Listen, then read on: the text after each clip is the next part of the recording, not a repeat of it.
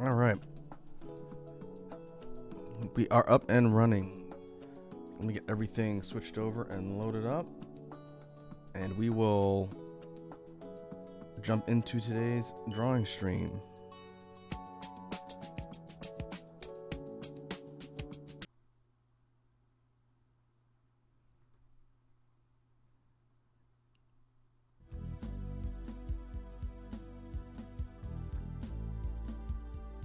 All right, BGM is running as well.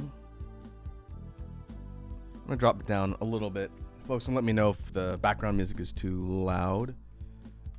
We're running through the BGM playlist as per usual.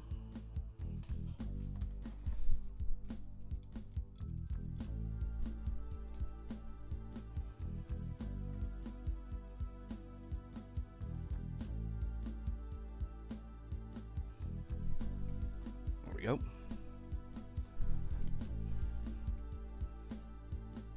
I hope my camera doesn't fall over. All right, so what are we doing today on the drawing stream? Last couple sessions have been devoted to working on some upcoming album art stuff. I'm not quite done with that, but in the interest of mixing things up, I figured we would take a look at some older character studies and maybe try and finish some of these characters that are not completely fully rendered yet. And then maybe if that doesn't take very long, I can go and maybe do some more of the ship concepts from the album art. I just don't want to do the same thing for like 3 streams in a row. And looking back at the archives, I found this one. This is a male character study that we did months ago and haven't been back to it. But basically the idea was, I had to remind myself looking through the drawing file here, the idea was to sketch a bunch of male character concepts as far as hairstyles and come up with one that I wanted to use and adapt into a fully rendered outfit. And just like we've done on some of the other exercises, there were let me hide the heads here. There was a whole bunch of concepts for the outfits, the kind of clothing / armor.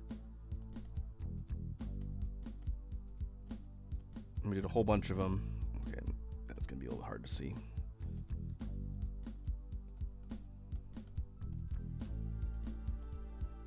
We had 1 through 4. A mix of kind of like armor / functional outfits. I think from the discussion, it's been a while. Let's see, 5.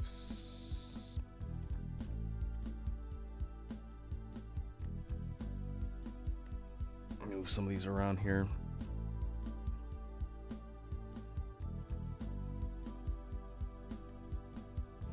And when we first started out, the idea was we would sketch out the designs for the outfits and then choose one to actually render out in full color and shading. And that's how we got this one right here. This was number 6. So I have it slid over. Yep. And ultimately, the point of doing the character studies is to do different outfits and render different ideas for the same character. And we're working on one first. And I did see we have a raid from Ladybug. What's up, Ladybug? Thank you for the raid. Hope your stream went well. Let me make sure my shout out command is working properly. Let me test that. Last time someone raided me, it wasn't working, so let me try that now.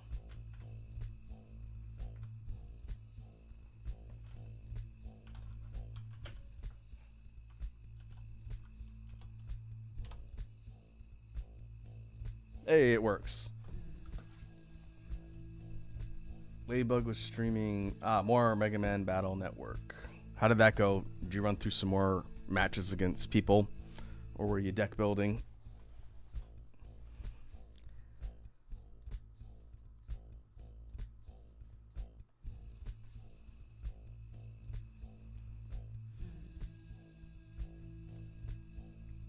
Alright, I'm going to zoom in here and remember what layer I'm working on. Laybug says, yeah, I made a theme folder and had some battles with it. I'm assuming this is with the third-party online infrastructure, right? Since it sounds like not a lot of people are playing with the base online for the new games. A lot of the community. Ah, yeah, okay. Well, that sounds like fun. Hopefully you had some good matches.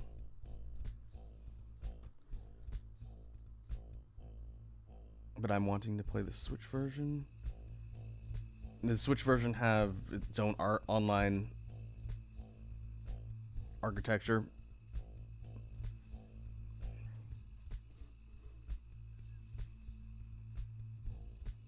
It tells you how much I've kept up on the information for the release.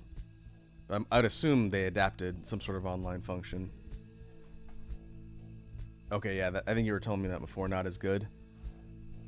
Which is why people are still using the third-party stuff that the community was using before they released that anniversary collection. I got you.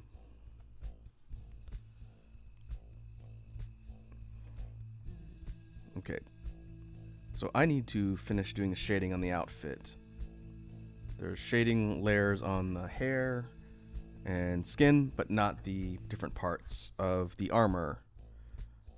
So that's what we're going to work on here.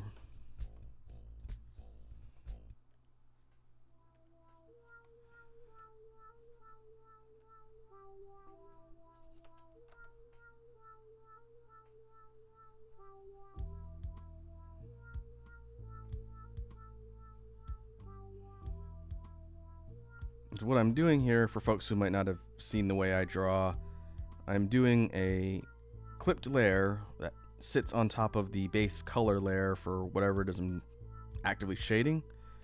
And by setting up clipping, it allows me to basically draw on only what's underneath.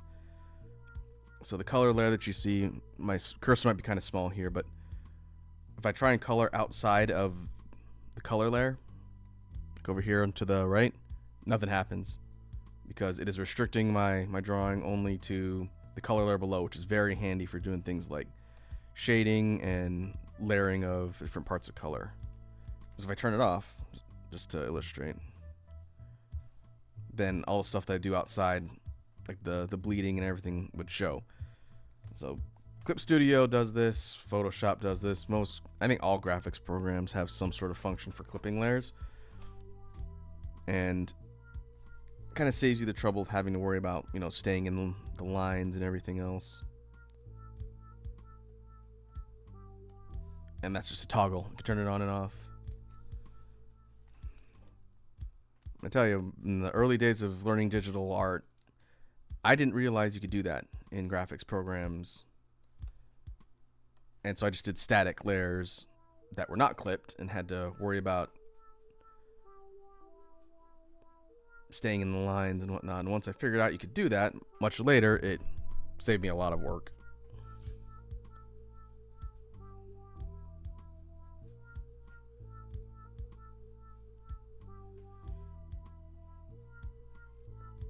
But for folks who've tuned into my drawing streams before, which I tend to do every other week here on Twitch, I'm very good at starting projects and very bad at finishing them.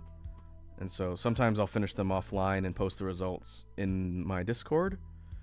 And sometimes it'll take me a long while to get back. And if I force myself to finish stuff on stream, then that's one way of kind of completing a lot of these projects.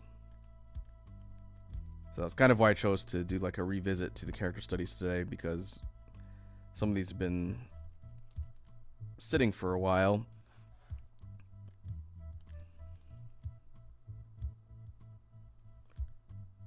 And it'd be good to finish them up and move on to the next thing.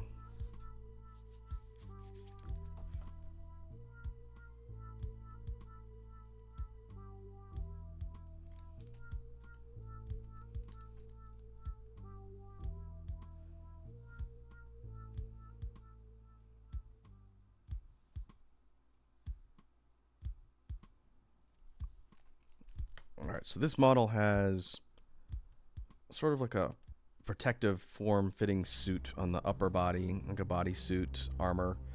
What I imagine would be kind of like some sort of polymer material that's got this kind of textured, contoured look to it. And then we've talked a bit in the past about the armor concepts and where the stuff comes from. And so to give a quick summary again for folks who might not have seen me talk about the character studies here, I do a bit of writing, or a decent amount of writing, for fictional universe of stories and characters. Nothing I've really shown off on stream aside from concept drawings like this. But the characters that you see in these exercises all come from that universe of fiction. And so there's a planetary system. I'm not going to go into the lore too deeply here, but basically it's a planetary system, and there are 11 different races that populate the system. And each race is more or less humanoid looking, so very similar in style to our model here, but they all have specific genetic attributes that make them different, either externally, physically, that you can see, or things within their genetics. And so you can think of it like if humanity all ended up at the same evolutionary point, but started from different evolutionary ancestors. And it's all kind of mixed together as far as the story goes, but in designing this universe, a lot of it is trying to figure out the designs and ethnic styles of clothing and different things for each of the 11 races. And that's one of the biggest challenges, is coming up with enough that's unique to set each one apart, different paletting that different races tend to use, different colors and styles of clothing. And so that's what you kind of see in these character studies. Hey, Edward's here. What's up, Edward? Feels like it's been a minute. How are you? Hope you're having a good Tuesday.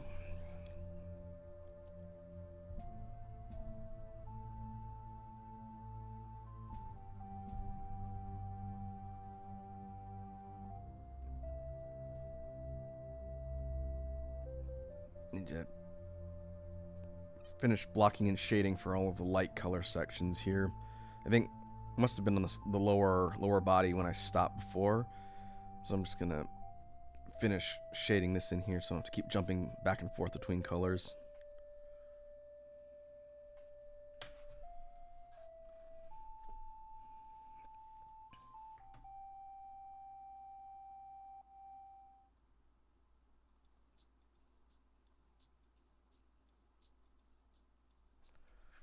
Everett says doing good. Good. Hopefully wherever you're at, you're not dealing with some of the extreme summer temperatures. Here in the States, in certain parts of the country, it is ridiculously hot. I live on the West Coast, and it's been warm, but not as warm as like the South and parts of the middle of the country. I've heard stories from folks I know that live elsewhere in the States that it's just brutal, especially in the South and, like I said, middle of the country. Well, hopefully no one here is suffering any adverse problems with the heat.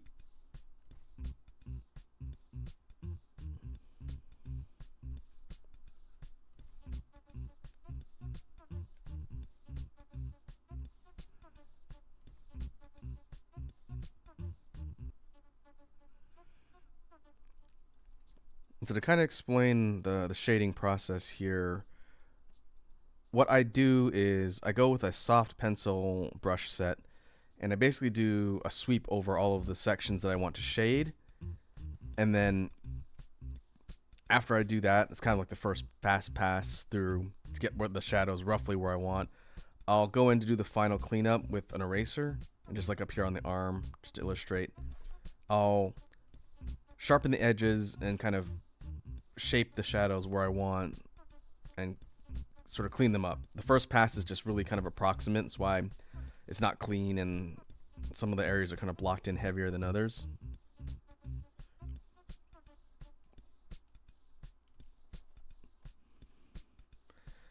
And so you'll see once I finish putting all the shading on, it'll be kind of blocky and splotchy, and then I'll go back and clean it up towards the end.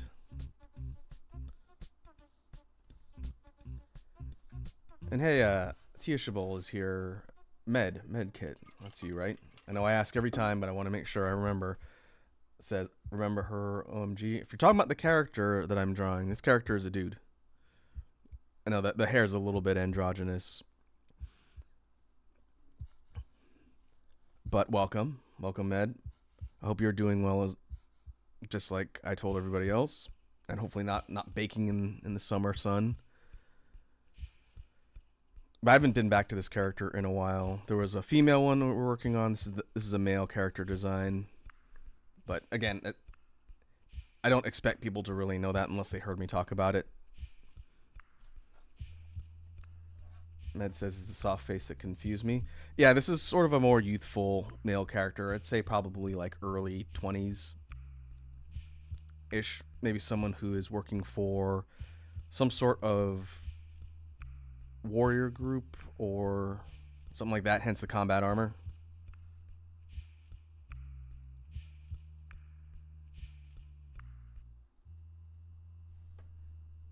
Med says it's cold in Germany. Finally have summer break and it's 16 degrees, cold and also rainy.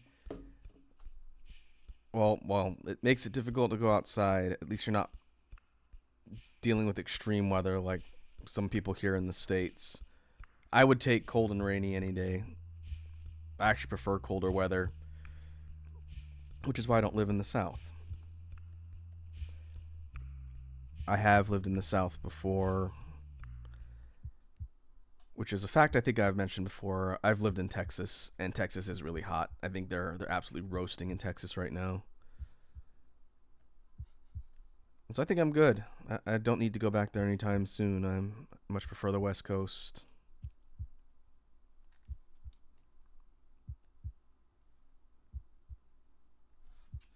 Okay, we're doing the orange sections next. So to talk a little bit, because I was talking about the lore of these characters in this sort of universe, the race or clan, the races are called clans. So if you hear me use that term, it refers to the races of the people that live on the different planets in the system for this universe. This particular clan has a lot of sort of insect-like theming in their outfits, which is part of their genetic lineage. And so you'll see, even outside of combat armor like our model here, a lot of the outfits look very sort of shell-like an insect's shell. You have layers of plating and these sort of mineral things that are set in here, like decorative stones that resemble eyes. And so a lot of palading you'll see is more kind of sandy and earth tone-ish, but the style of clothing is very sort of chitinous or shell-like. And what I can do, since we don't do these character studies super often here, but if people are interested whenever I do these and working with a character, since I tend to make sure we're focusing on different clan models, that way I can kind of show off ideas for all the stuff that I've thought in this universe. If people are really interested in lore, I can talk about it and sort of explain the idea, where all the stuff comes from, as opposed to just, drawing here with no context. Since I don't really do reference drawing unless I'm making something for somebody, most of the stuff, 90%, what you see here on these streams is original stuff that I'm working on.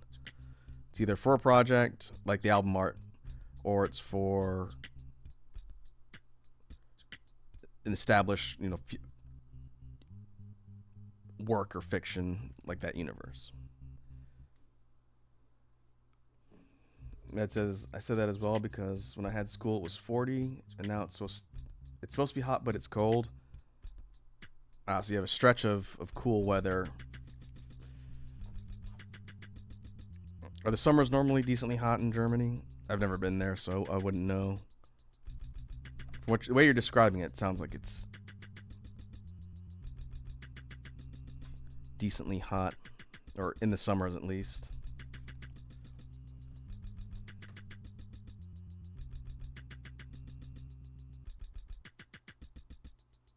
Now, one thing I guess I can mention here, since again I try not to keep track of how often I see people. That way, I don't make people feel bad if they haven't been here for a while. But Med, I think since the last time you were here, frequently. Again, it's not like a jab, but uh, I have a community Discord now where people can hang out as part of the community here. And so if you haven't seen that, I can put a link here. It looks like my commands are working again. I can put a link to the Discord if you want to join it.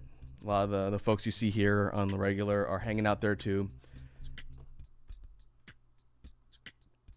Okay, let me make sure that's working too.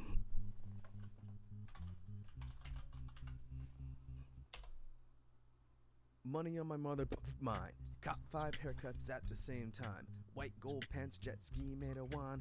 Foie gras bust of Albert Einstein, get money. And hey, Med subscribed with Prime. Hey, thank you very much. It's very kind of you. Much appreciated.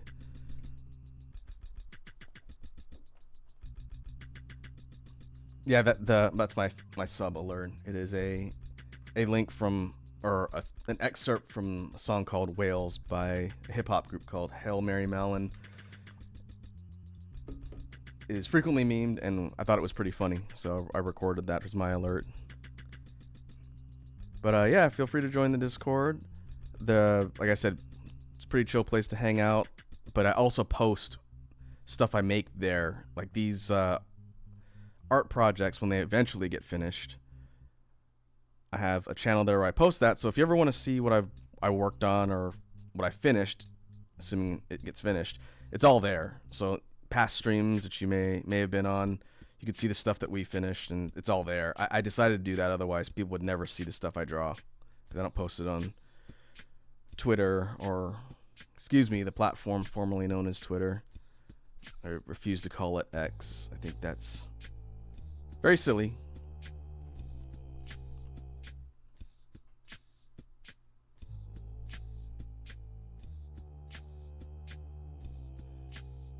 Eric said the alert, or Edward said it sounded like the alert fit with the BGM. That is a good coincidence. I have my BGM turned down on my headphones, so it's not too loud, so I can't hear what's actively playing unless I listen. But yeah, let's just say that was intended.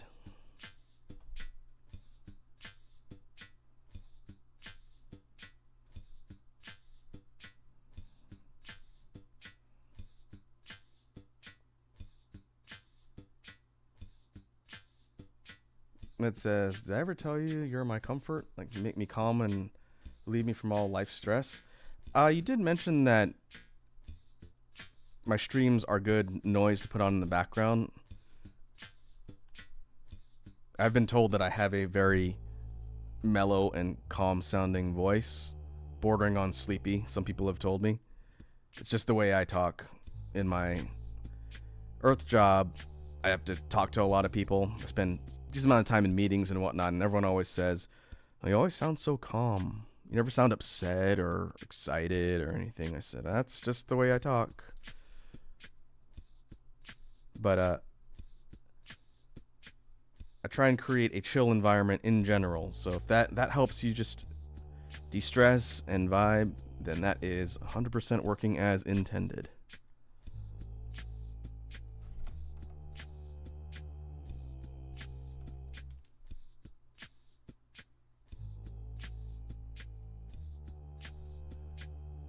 Matt says, I'll be honest, if you're mad, I'm far away because that would be scary. Unless I'm playing a video game, you're probably not going to see that happen often here.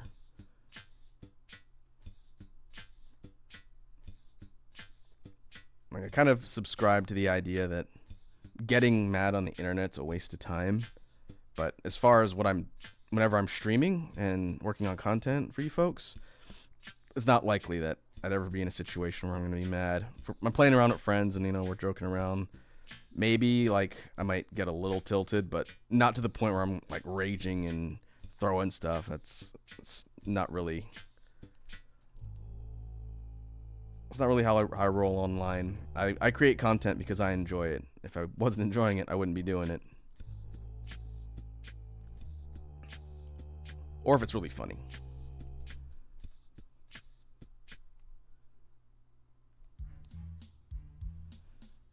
It says, you don't seem to get angry fast. If you are, hell no, I'm out.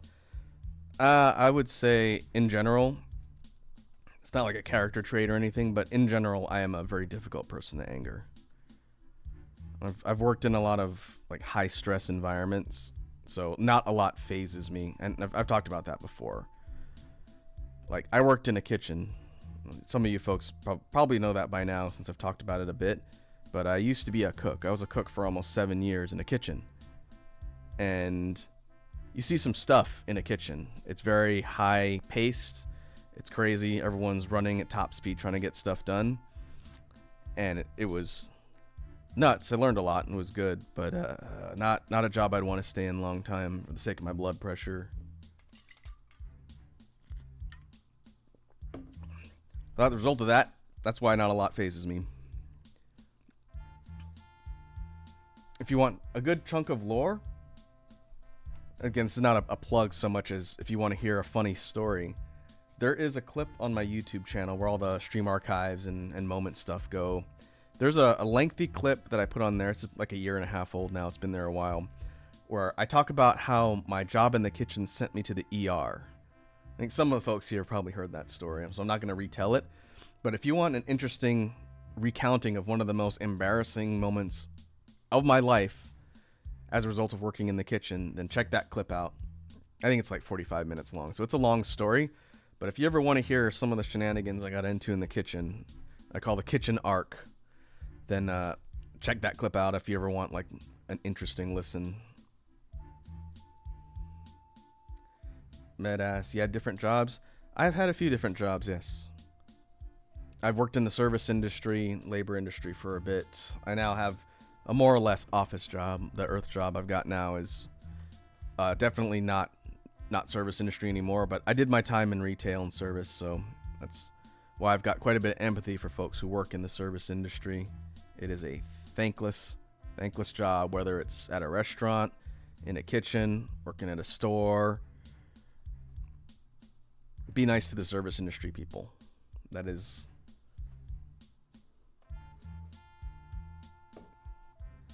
one of my mottos in life. Not to get all preachy on you. Edward says, you mean the one where you cut your face open? Well, it's a bit of a spoiler, Edward, but yes, that's the story I'm talking about. It's a rich tapestry of lore leading up to that, but that's more or less what happened. That wasn't the embarrassing part. But yes, as far as publicly embarrassing moments, that's definitely probably the highest.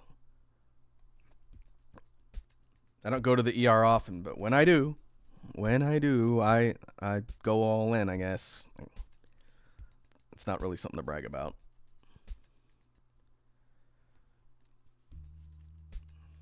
Matt asked, you have an anime scar on your face? I do, but it's not in a readily visible spot unless I move my head and tilt my head up. So it's not like I have like a cool scar down my eye that looks like I was in an epic fight or anything. Nothing like that. I have a scar on my chin that can't grow facial hair as a result. So that's why I can't grow beards or anything like that you humans have. Alright, let's do the pants.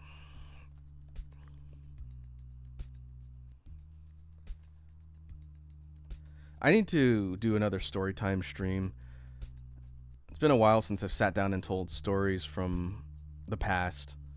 And there's definitely a bunch of Kitchen Arc ones, in addition to just the ER story that I mentioned, that I think you folks would find interesting. One of these days, I'll write out, not a script, but an outline of stories I want to tell, and then we'll do that. We haven't done a chill stream in a while. I also want to do another Q&A. I mentioned this, it was like a week and a half ago, I think. But I want to do a Q&A stream where before it was like eating hot sauce and answering questions, kind of like the Hot One show on YouTube, where I answered questions from Twitter, from the community, people asking me stuff. I want to do that again, because I know the community's grown since I first started doing this, and I'm sure people have burning questions they'd like to ask me. And so if I do that, I will put a notice in the Discord and on Twitter are where to put questions, and I'll compile them and do it like on a stream sometime. That was fun. Some folks ask me some very interesting questions, and then I can be publicly canceled for my bad opinions. That's seriously, if you tell me you're 56, I believe you 100%. I am old. I am very old.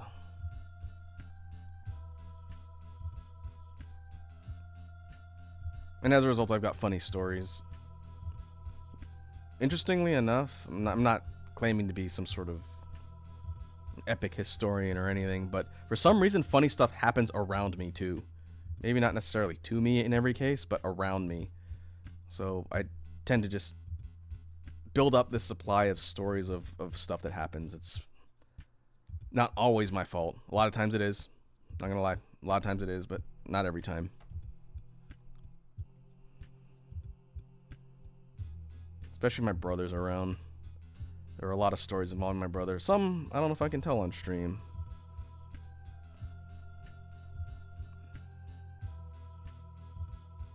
Had asked, "Are you my long lost grandpa?" I don't think so.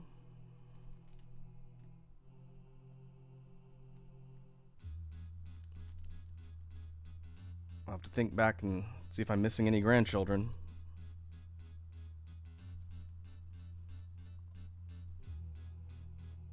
That says you have siblings. I do. I think that was a fact redeem once, since a lot of the stuff that the true facts about me and my past, I tend to mention whenever someone redeems the Raku Factu, and I'm actually kind of out of facts, so no one redeemed that one for a little bit, so I can come up with some new ones to put on the list that people haven't heard. But when people redeem that, usually I'll either tell a fact about me or a fact about Homeworld. But yeah, to answer your question, Matt, I do have a sibling. I have a younger brother. He's 4 years younger than me. And he's a bit more of a socially outgoing person than I am, so a lot of the stories involve outings with my brother. He lives in California. I actually went to go visit him week before last. That's why I was out of streaming for like half a week. Took a trip down to the area of the Bays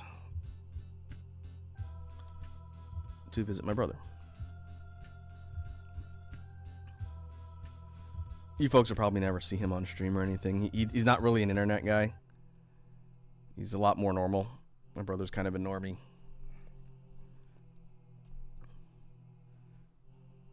I don't even think he really knows what I do.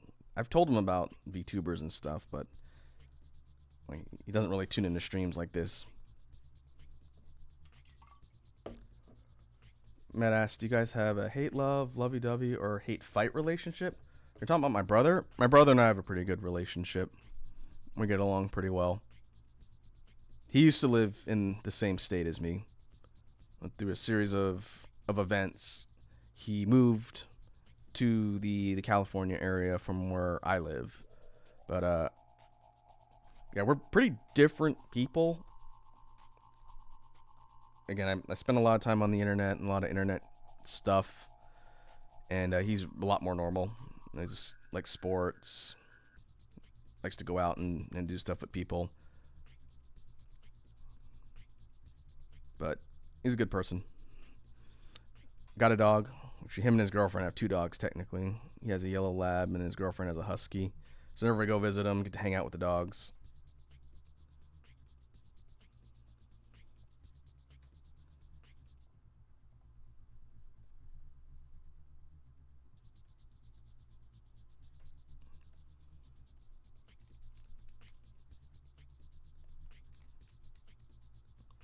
Yeah, I guess I haven't really talked about my brother a ton, but he and I are very different, but we have similar interests in some ways. So even though, you know, like, he's a more social person and he likes going out and doing sports, he and I have similar backgrounds, so we're into similar things, sort of.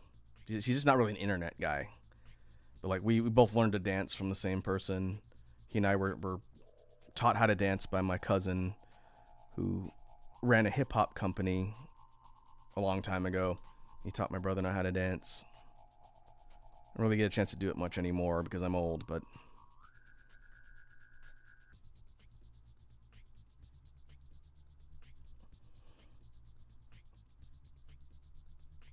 badass. You can dance. I can. I haven't in a while because I don't really go out. Pre-pandemic, much more common. Going to like a club or something like that, like the young people do. Post COVID, not so much. I haven't been to a club since before all that happened. But I used to like to go to clubs and dance. I'm not afraid to get on the floor. My brother and I, when I go visit him in his area before the pandemic, and if my cousin was with us, my cousin's a year older than me. If my cousin was with us, we'd go to the clubs and like dance battle people. It was fun. You folks probably won't see that here on the content since I don't really have a way to show stuff like that, but just take my word for it.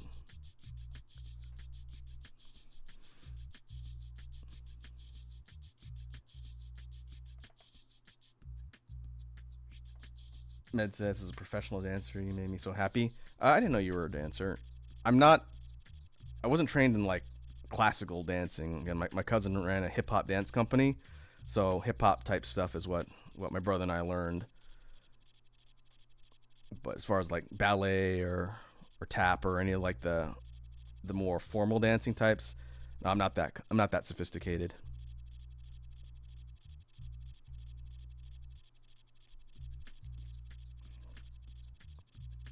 All right, I need to keep an eye on what I'm drawing here.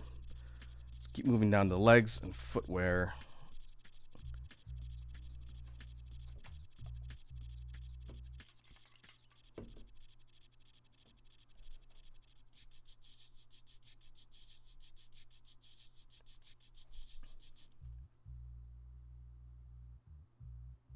That says I can do anything, but I have the most fun and the best in lyrical contemporary. Oh, nice. It takes a lot of training and practice. So I got respect for people that do it at a high level for sure. I wanted to be a breakdancer a long time ago. Turns out you need a real specific build to do that, and it requires a lot of strength, like upper body and core strength in spots that you wouldn't normally think. But that was a little short lived. My brother tried to breakdance for longer than I did, and he almost broke his shoulder trying to learn how to windmill. You gotta do that stuff when you're young.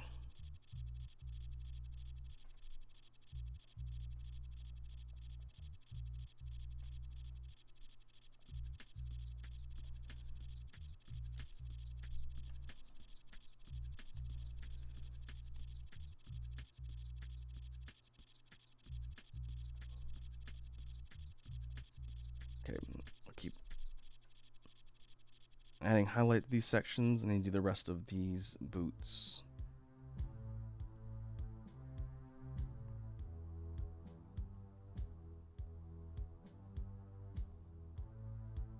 That says everyone has their hobby and thing they like the most. Mine's dance. Well, that's cool. I don't think you've ever mentioned that before, so good on you. Stick with it if that's what you enjoy doing.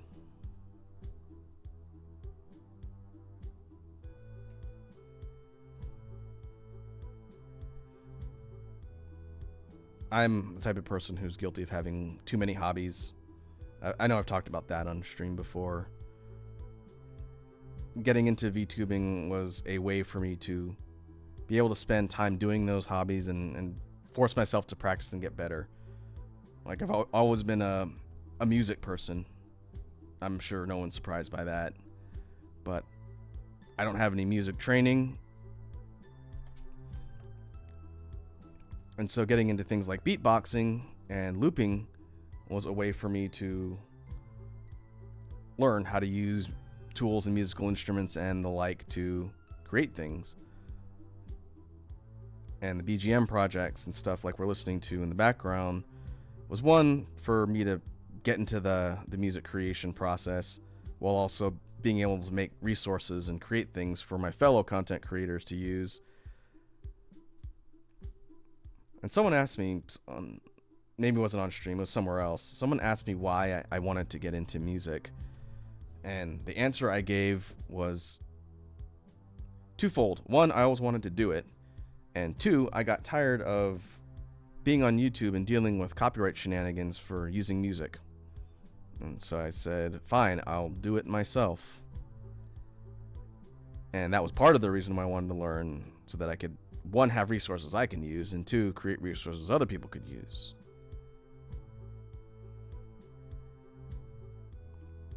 On topic, I was recording in the studio last night for some stuff in the upcoming Halloween project for October, which I've talked a little bit about. That project is shaping up to be very interesting. I'm not trying to like toot my own horn here, but I'm really interested in some of the tracks I've put together for that Halloween project. And so I think you folks will enjoy it. It's definitely an evolution of last year's. And I haven't figured out how many tracks I'm doing, and haven't even gotten all the art stuff figured out yet either. But I think it'll be a really good release. Maybe this weekend, or hopefully soon. I keep putting it off, but I gotta sit down and just spend like 3 hours recording everything off of my loop. There's a lot. There's the rest of the BGM collection tracks I've created on stream with you folks. And there's Halloween, and then there's a big project for next year. A lot of that stuff is stored on my loop, and I just have to record it on my computer and master it and put it into track format. So I got to do that. There's a lot, and then I'll know how close I am to finishing some of those upcoming projects.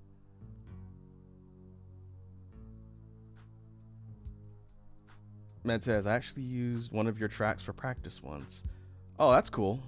I don't think you mentioned that before, but hopefully it was one of the more recent ones that are a bit more refined and polished than some of my older ones, but as long as it had fun and it helped your dancing, that's all that matters. Okay. We've got all the main sections blocked in, so if we zoom out, we have the shading more or less roughed in, and now I'm going to go in and clean it up and tighten the shadows and the edges.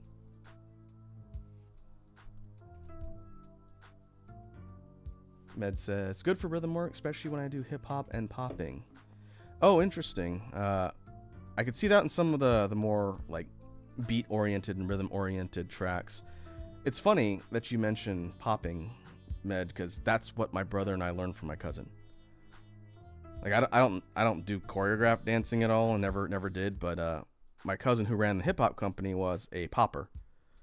He learned. I remember he learned. He's been doing it forever. But when he was out in our area for a while, he moved out here, and we got to see his dance company. That's what he taught my brother. So that's the type of dancing that I know how to do, and that's what we go and battle people with in like the clubs back in the day.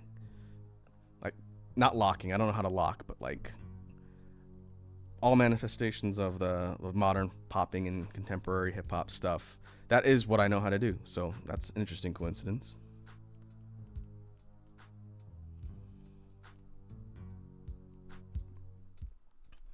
Popping and the extensions of that would be things like boogaloo, tutting, gliding, waves, all sorts of different schools that sort of evolve from the main style, if you will, of popping. That's what my brother and I were taught.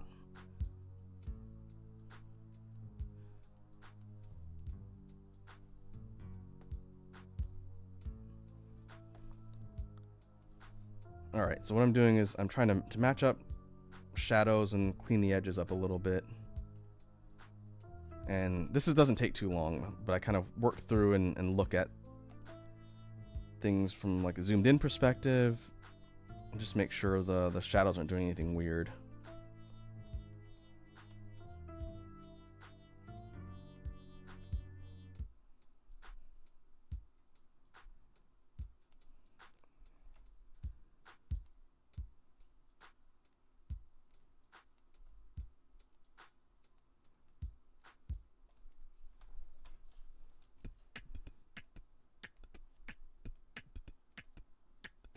And unlike before, I don't need to really stick to a certain color section. Basically work through each part. Let's move down.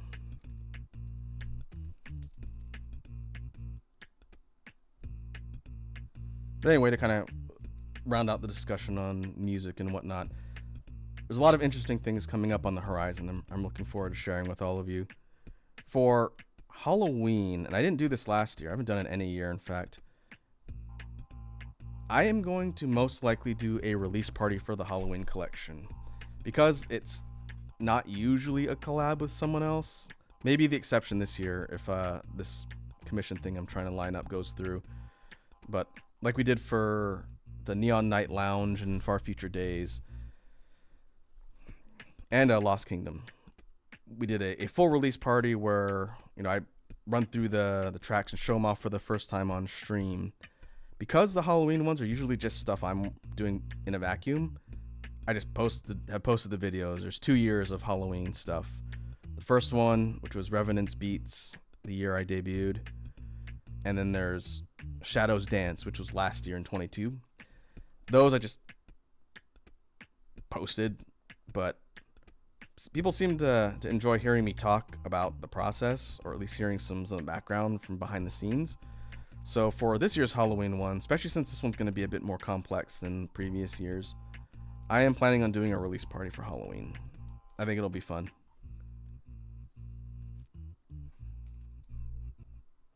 For the BGM collection that's coming out this month, later this month, before the end of the month in Extra Life, that one I'm not going to do a release party for, since some people have heard them already, since they were created on stream. That one will be like a direct to DVD, direct to YouTube release. As soon as I finish the art and all of the recording, then BGM Collection 3.0 will go up on YouTube.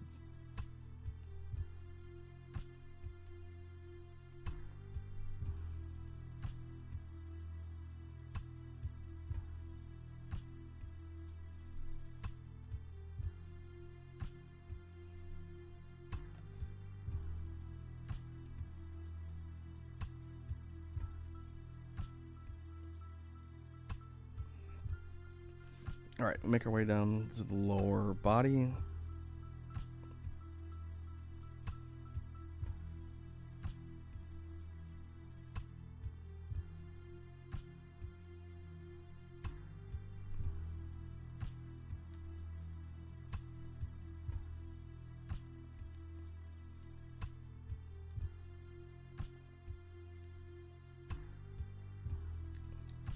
We can kind of shore up some of the shadowed sections as I see fit.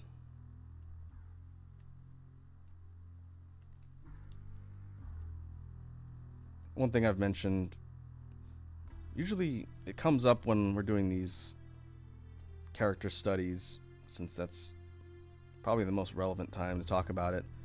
But one thing that I draw a lot of inspiration from in my outfit design, which is to the surprise of probably no one since I stream it all the time here on Twitch, but a lot of it comes from Monster Hunter. Some of the armor and more combat-oriented design elements come from my times playing the Monster Hunter games. The idea that you can create an armor set out of some sort of creature that you've killed, be it like a big dragon or an insect-like creature or like a mammal-type creature, and you're adapting those design elements to clothing and armor, I think is pretty neat. And the aesthetic of Monster Hunter is something I enjoy quite a bit. So I've studied a lot of the concept work for that series. Try not to rip anything off. I don't think anything I've designed is like a straight rip off of an armor set from Monster Hunter, but there's definitely a lot of inspiration there.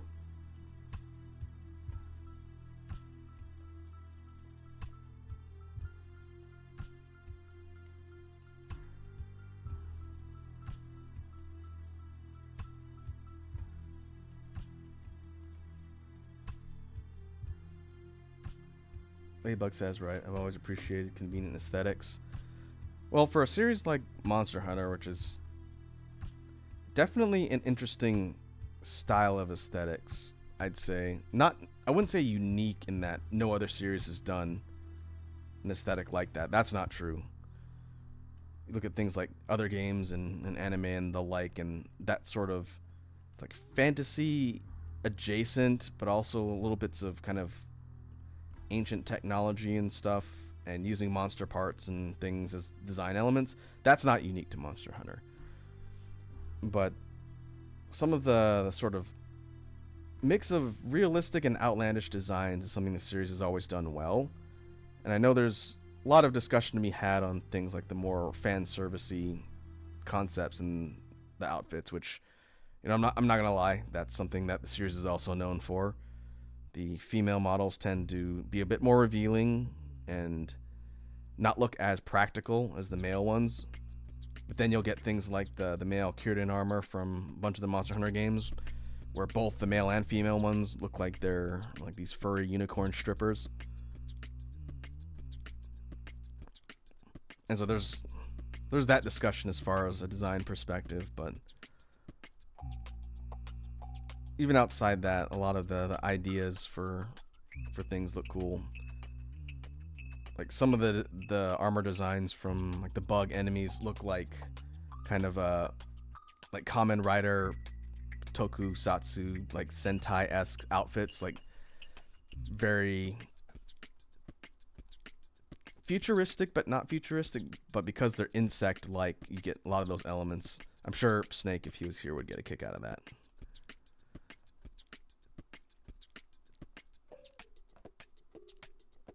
And then things like the dragon type creatures have more of like a medieval flair to some of their designs. You see things like full plate males and scale males and stuff like that. It's just a very diverse concept, and I always look forward to seeing what the Monster Hunter team does differently in a new game, whether or not it's adding new creatures or taking existing creatures and designs and updating them for a new game.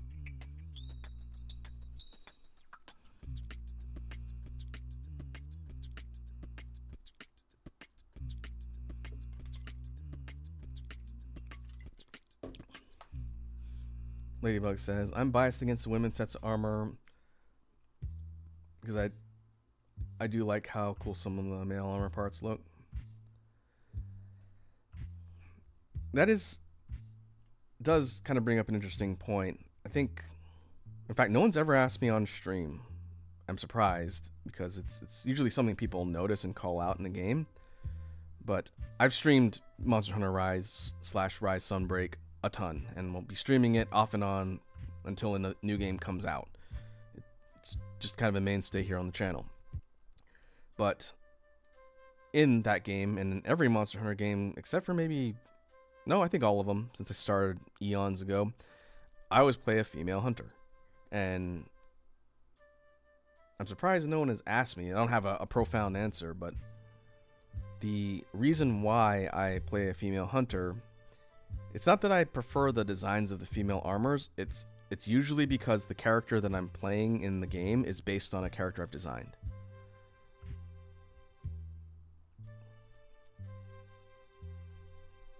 And so the naming, to some extent, maybe not every single one of them, but if you see me playing a character in something like Monster Hunter, they're probably based on some sort of OC that I have designed, and maybe one that I've even shown off here on stream as part of this exercise. Because the way I approach Monster Hunter, it's not like a self-insert for me. Like, I don't think, hey, I'm the hunter. It's more I'm playing another character and telling another character's story. To me, that's more interesting than a self-insert.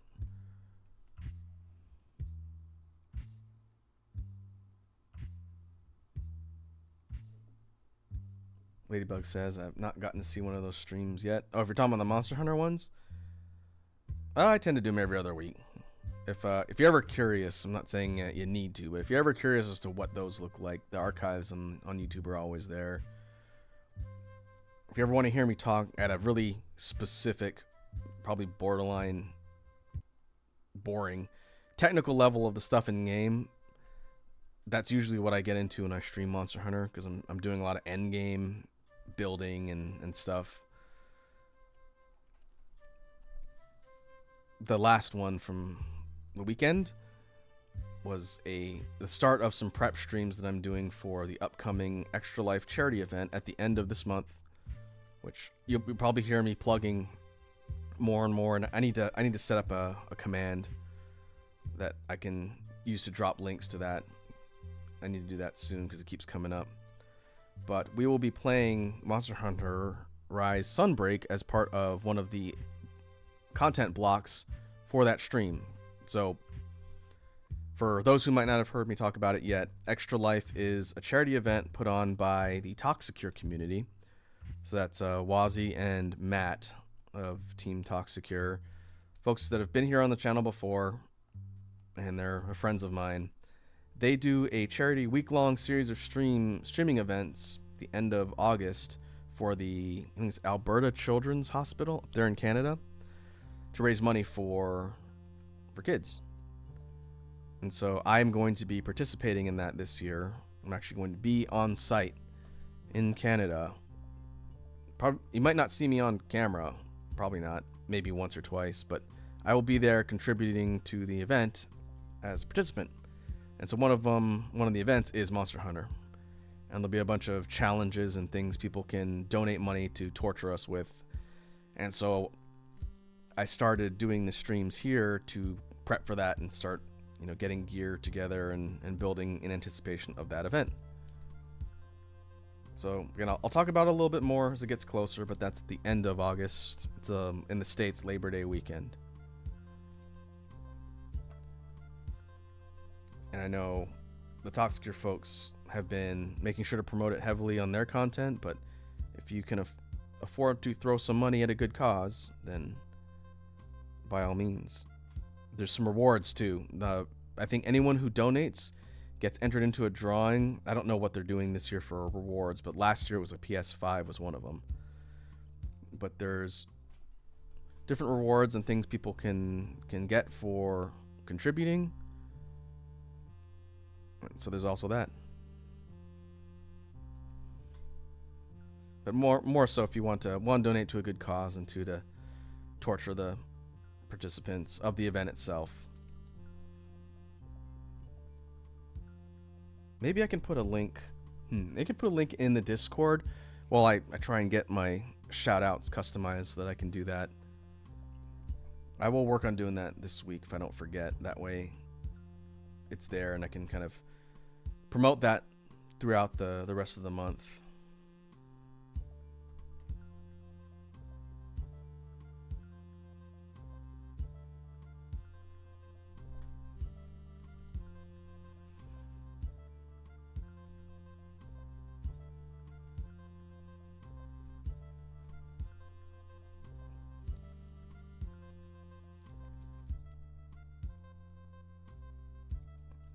All right. So I think we're almost done with the cleanup for the shading layer. Last thing to do is the eyes once I finish sweeping through here.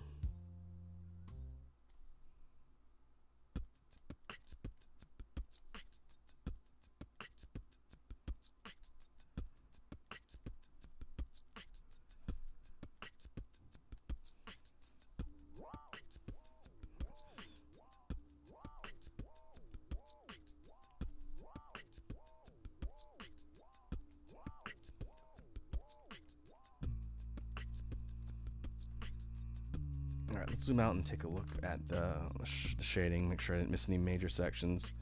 I gotta go and apply a distortion to the hair too. Let me do that before I forget.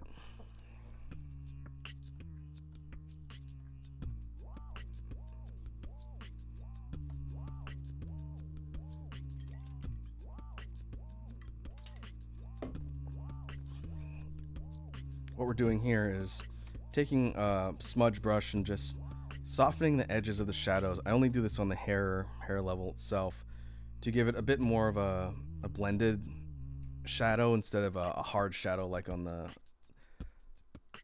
rest of the skin and armor. It's just kind of a stylistic choice that I've always done to give it a bit more of a unique look.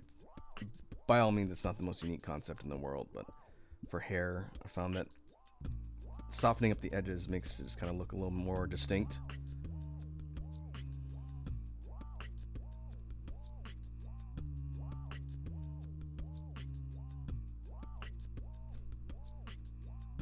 And if I'm feeling really ambitious, sometimes I'll throw in like a white highlight. I think we'll leave it the way it is for now. And if we're out, all else, need to save.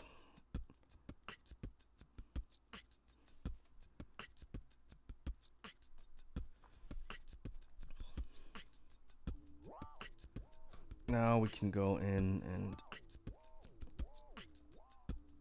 fix this iris and widen it just a little.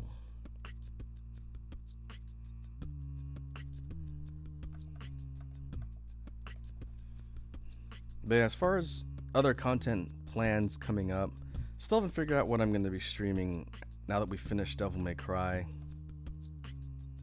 That's for next week. We're doing Street Fighter 6 on Thursday of this week, and we'll do a jam stream on Sunday.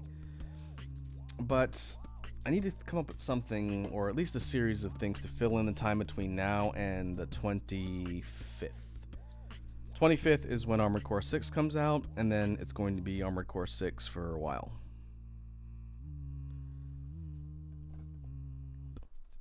So I will figure that out. I've been thinking about it since the weekend, and I will continue to kick around ideas because I don't want to start up something that's going to still be ongoing by the time Armored Core comes out, because then I'd have to drop it. So I don't know. I could also do filler stuff, maybe some one-offs here or there, or maybe retro games here or there, and then just go all in on Armored Core when it comes out.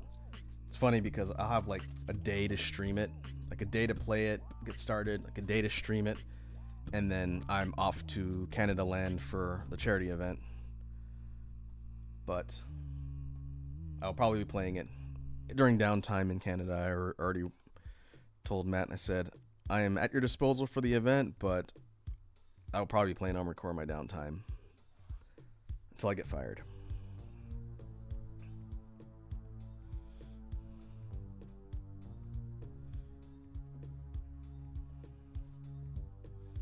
Alright, so what I'm going to do here is add a shading layer to the irises.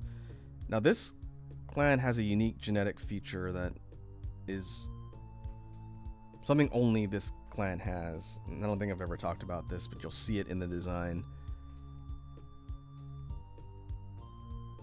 This clan does not have discernible pupils, at least black pupils. It's like in a normal eye you have, I'm sure people know what I'm talking about, but in like a regular eye you have the colored iris and you have the pupils right in the middle.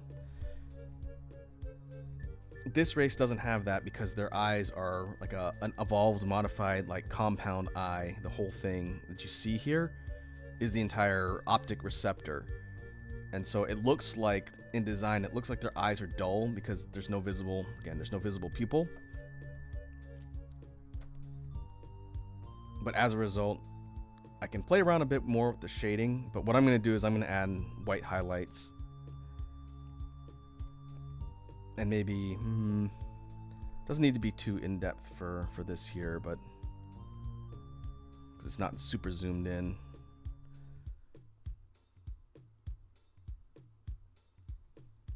But you'll see certain patterns on the eyes, and we can probably demonstrate this real quick.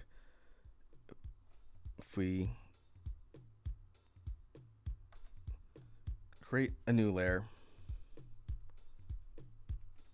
this is just a real quick biology explanation for why I'm doing this.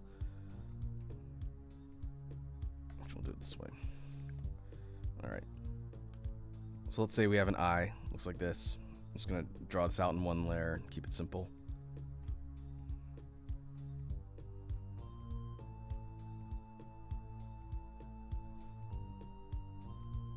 We have an eye that looks like this. What you might see in this particular race, and again, it's going to be a little bit sloppy because I'm doing this all in one layer, but you have the colored part of the iris like this, and then sometimes you'll have a slightly darker inner part like this. Probably lighter than that. It's like a concentric inner part that functions optically like a pupil. And then you might have darker parts around here like that. But that's as close to an actual functional pupil as you're going to see in this particular race. And then you might have the light refraction like that for the highlights. Or you would have something closer to like the model has here. And I haven't put the highlights in, but it's more like a slight gradient on a flat color. And you don't have the darkening in the middle at all. And it's just the way their eyes look. So all the characters in this race, their eyes look, again, dull. And that's an intentional design element that's unique only to this particular race.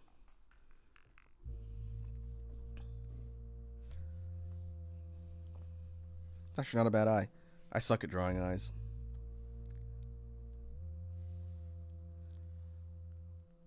But for Homeboy here, let's see, we'll put him in on the corners.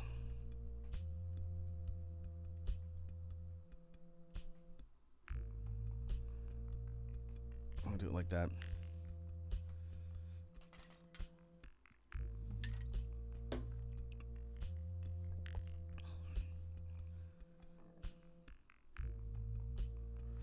All right, so now let's one save again, and we'll zoom out and take a look at the quote-unquote finished concept render for our male model here.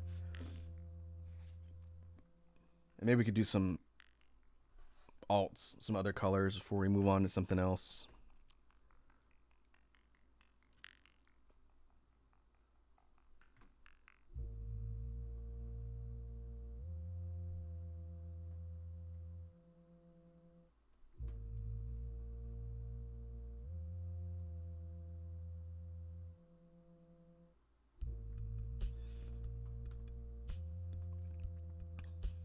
All right, there we go. So again, the main thing we did here, since the coloring and shading was already started when I loaded up the stream today, we've got all the colors and shading applied, and this is the finished render of the character. I'm gonna put this in its own folder as well. I think it turned out decently well. I like the kind of mix of neutral and kind of orangish colors with the underlayer on the bodysuit and things like the pants. Palette doesn't stray into any weird territory, but it's pretty fitting for the base color paletting that this particular race uses.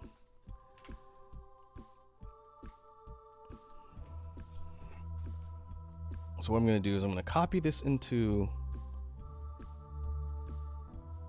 Nope, that's not what I wanted.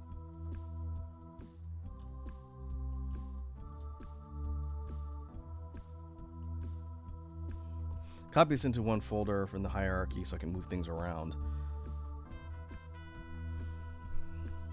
And then I'm going to duplicate it.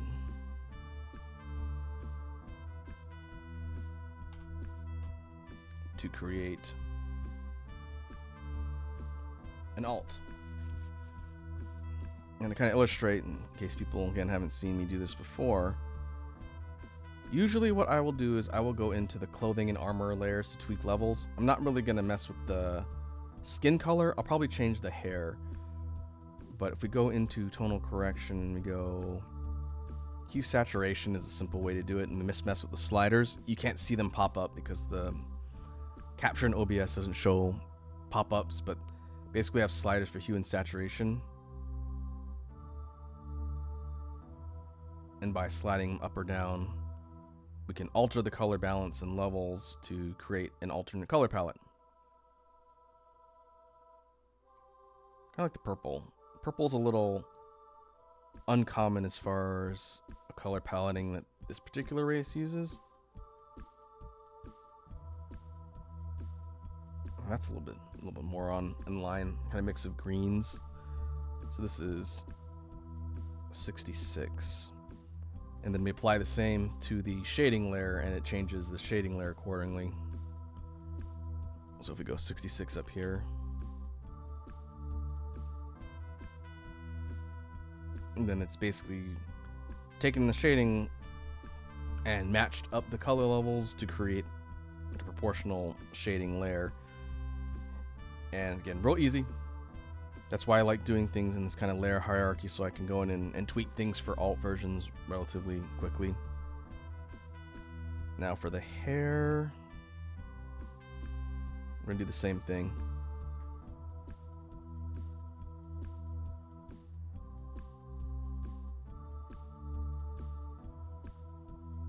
We go for a bit more of like a pale pinkish orange. So that's negative 68. And then we do the same thing on the shading layer there.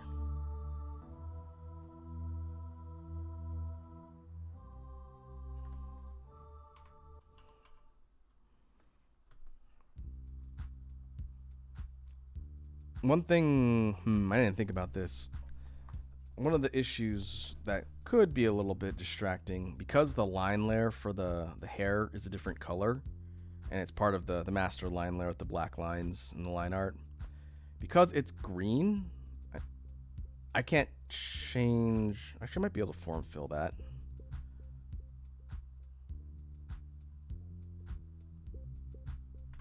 I can't change that readily, but I might be able to form fill the lines.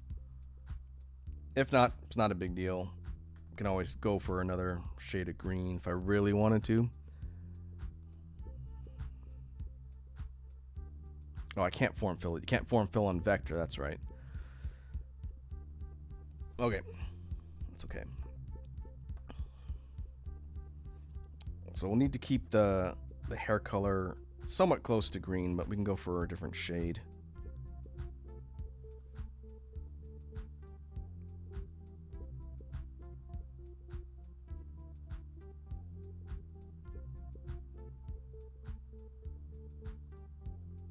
Let's go 61. Go more blue-green shade. Not night and day different, but a little bit distinct compared to the first one. There we go. Like an off teal, and the outer lines are not distractingly a different color. That's something I should think about in the future.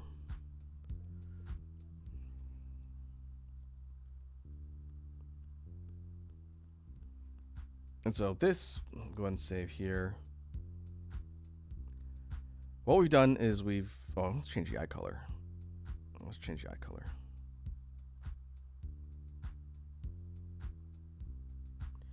I was going to say, and explain what we did, but let's flip the coloring on the eyes too.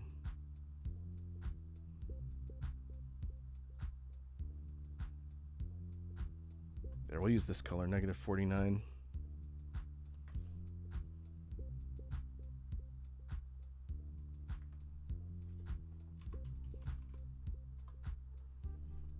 Go for this more kind of pinkish tan coloring on the eyes, and then the highlights are the same. So there we go. What we've created is basically primary version 1 on the left, and then just by tweaking levels of the color paletting, we have Alt 2. And what I've done before, let me look and see. In the Discord, I can see more or less what format I've used before. I think I do like 3 or 4 alt colors. Where is it?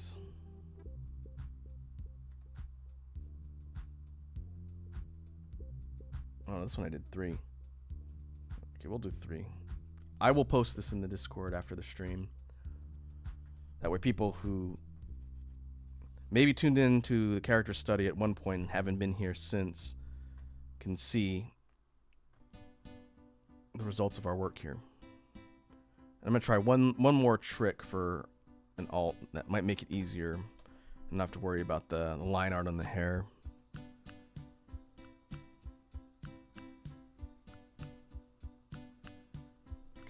create another layer. I'm going to merge everything into one layer. So now instead of a layer hierarchy and folders, everything for this one is here. So if I tweak the levels, it's going to change the skin color too. But I kind of want to see if it makes it better or worse.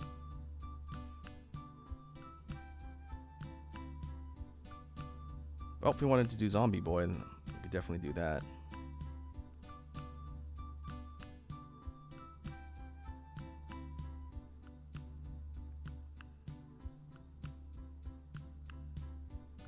Black line art is unchanged, but the skin, since it's one layer, the skin is also changed.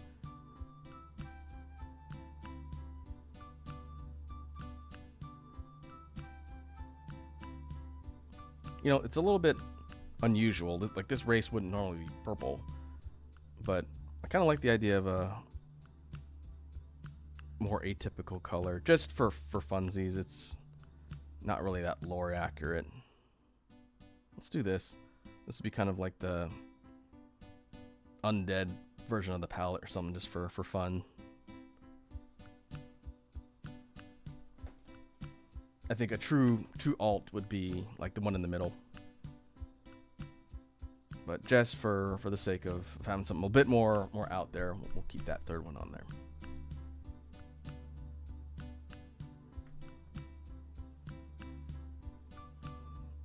So I will save this to a new location.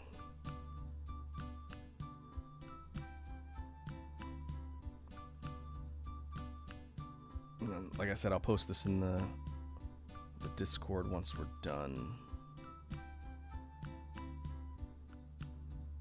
This is male character study.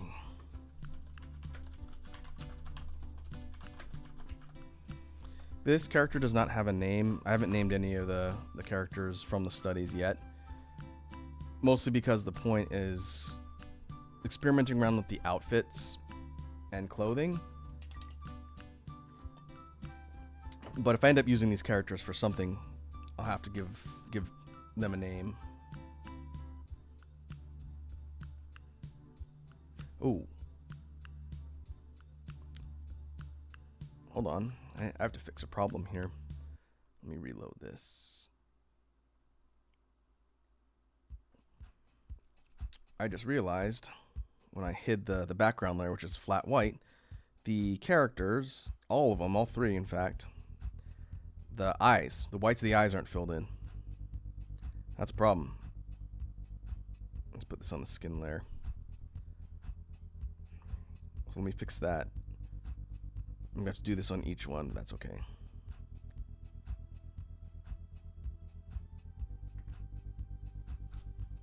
Should be able to do a simple bucket fill. Nope.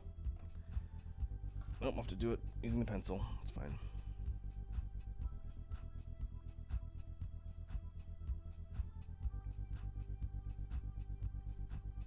If I render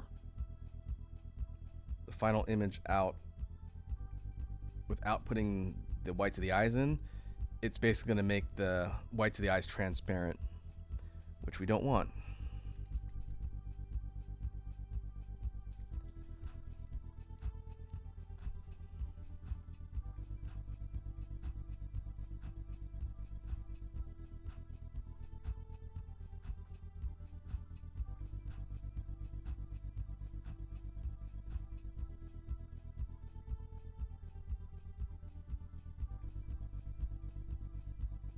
Usually I remember to do that when I'm filling in like the skin layer, but I guess I forgot this time.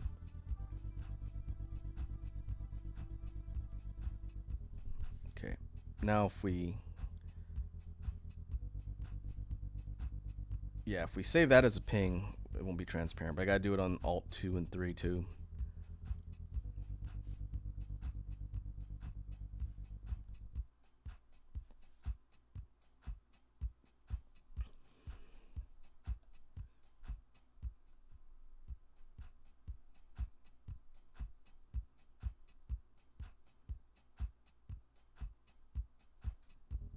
Same deal. We don't have to worry too much about the boundaries because the actual colored part of the irises is on a layer above it. So that's not a big deal.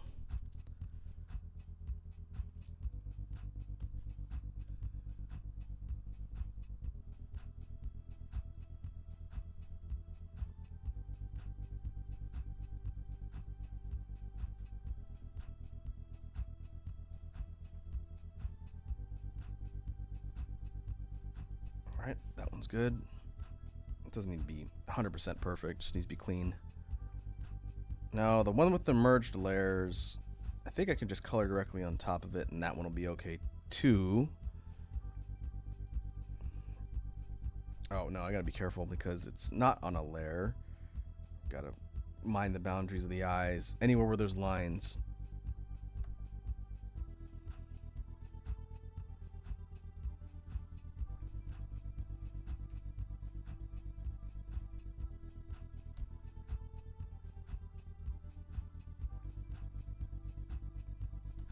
And this is why we always work in layers.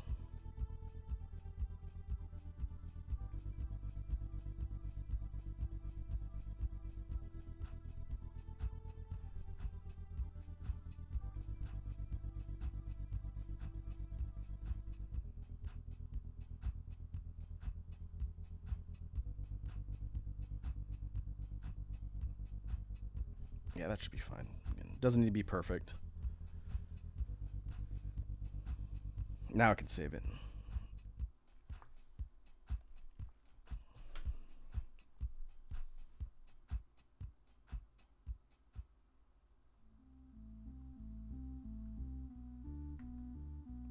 We'll save this as a ping, put that here.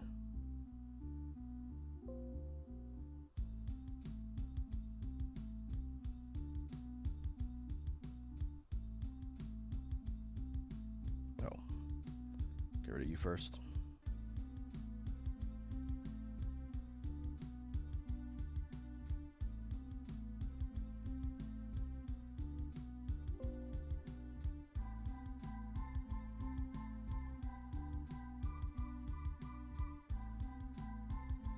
There we go. Okay.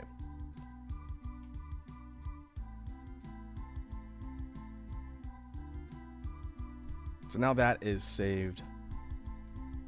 And before we move on, well, I guess I don't need that layer. Let me close this out. And I'll pull up the original. Clip Studio is a little finicky when you save something as another format because it won't preserve the layer integrity in the file, but it will still keep everything here in the actual program, so I need to be careful. This is the original. All right. I am going to go and mix up some Fuel. My smoothie I was drinking is gone. I need something to drink. So I'm going to leave everything here, and I'm going to go get a drink, and I will come back, and then we will probably spend the duration of the time finishing up the album art stuff, since I think it's going to take too long to do a whole nother character, especially from the ground up. But I'll figure that out when I get back. So I will return in 1 second, and then we will continue.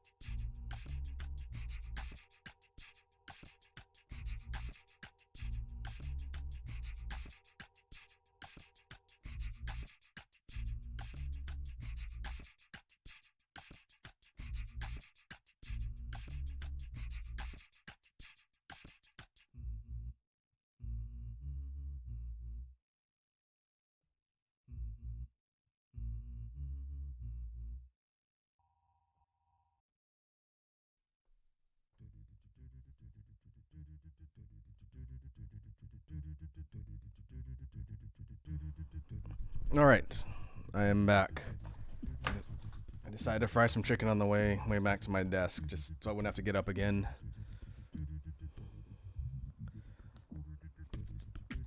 All right. So we can close you.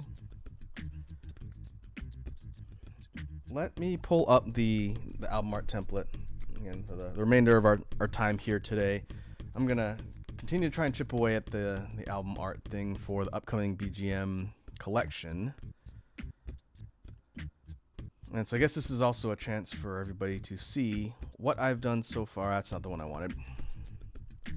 Well, this is the first template.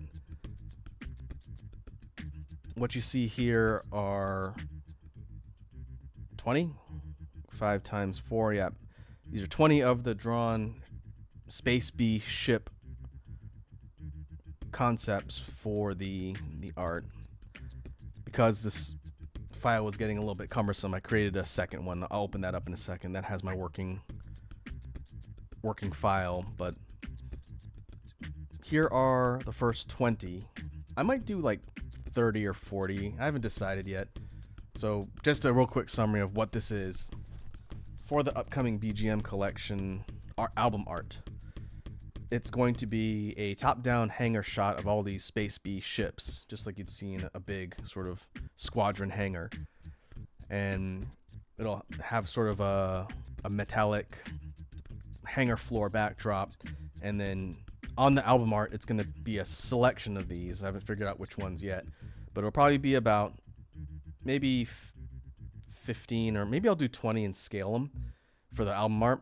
And then in addition to the album art, I'm going to do a larger resolution wallpaper size image that has more. And so I'm going to pick the ones I think fit for the art on the album art, and then I'm going to do a separate one that has more of them at a larger, wider resolution for a full wallpaper. So if people want like a Space Bee squadron wallpaper, it'll be kind of just a bonus thing to throw in. And so we spent some time across a couple streams now, I think this is the third one, brainstorming ideas and sketching things for these different ships. And there's a lot of them.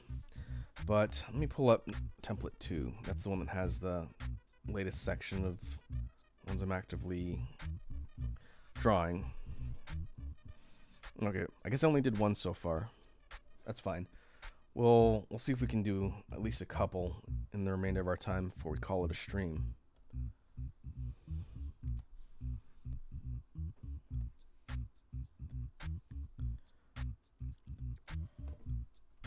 And this one up here, I don't remember what number that one in the upper left is, but what we have to sort of hide this and explain, in addition to drawing the fully rendered, inked, colored, shaded ships, we spent time on stream sketching, just random ideas for different ships.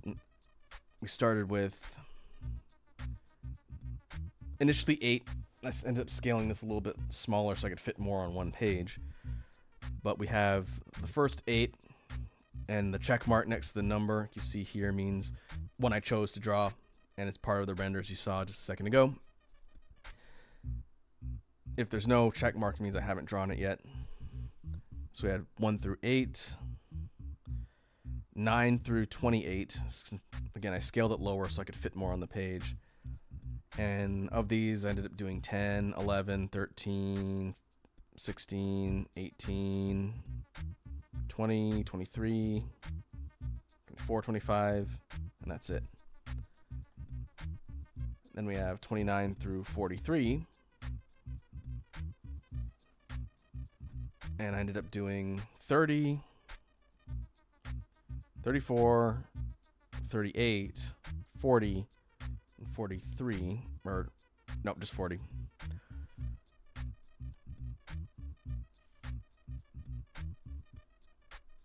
Now 44 through 58, I've drawn 48, 49, 52.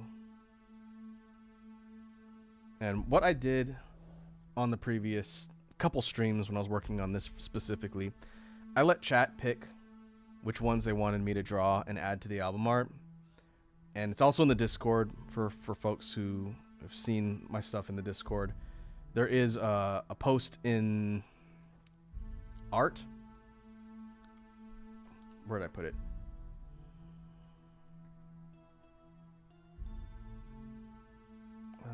Let's see. Space art.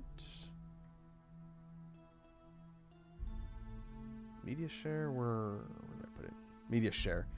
All right. In the media share in the Discord, there are 4. In fact, I'm missing the 5th one. That's okay. But there are the templates listed there, and I'm going to need to update it, I guess. And I told people if they want to give me suggestions between when I posted them, when I finished working on the album art, they can also drop them in Discord if they want. But I will say for anyone who's hanging out here today, I will take suggestions from the chat on which ones of these prototype ships you want to see me draw and add to the album art, or I will just choose some and start working from there. The last page is the one I was working on. This is 59 through 64.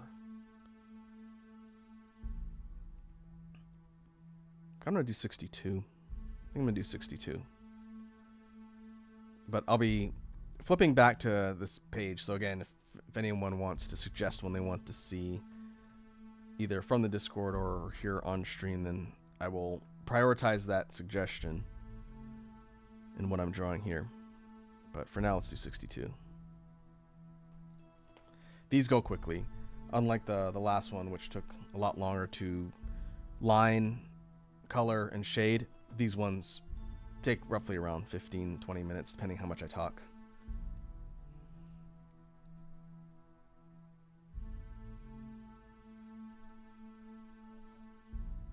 First, let me make sure my line weight is consistent.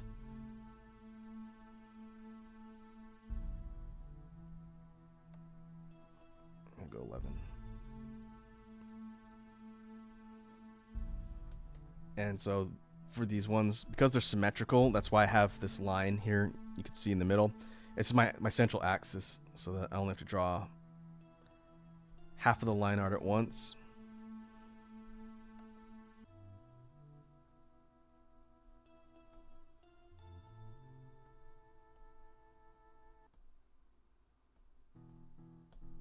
Okay, did I start a new folder?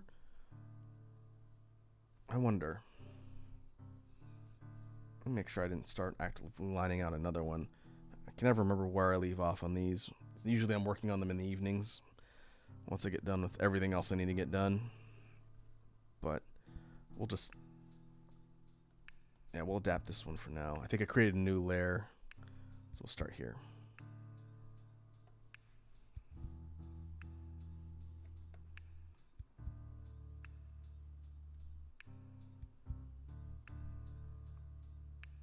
This one kind of looks like a butterfly. There's a couple with that sort of butterfly-ish shape, but when I go in to do the coloring and the shading, it's going to have the same color palette as the rest of them with the Echo the Space Bees colors. And so it'll end up having like the bee colors, even though it's not exactly bee-shaped.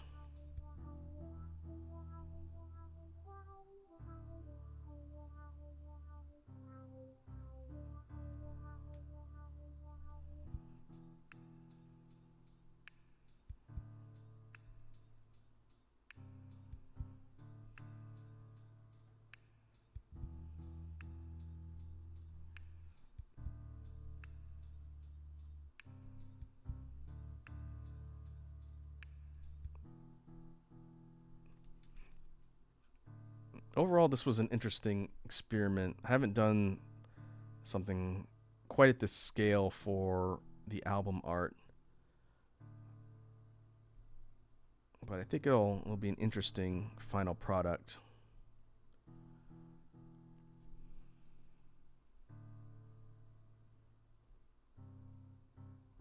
I don't think we'll have a 4th BGM collection for a bit. I think I'll have some overflow once I finish recording everything off of my loop. That's for stuff that's not going to fit into the project that's coming out this month. But depending on how much we get done on the jam streams, it might be another 8 months to a year before I have enough for a 4th collection. We'll just have to see.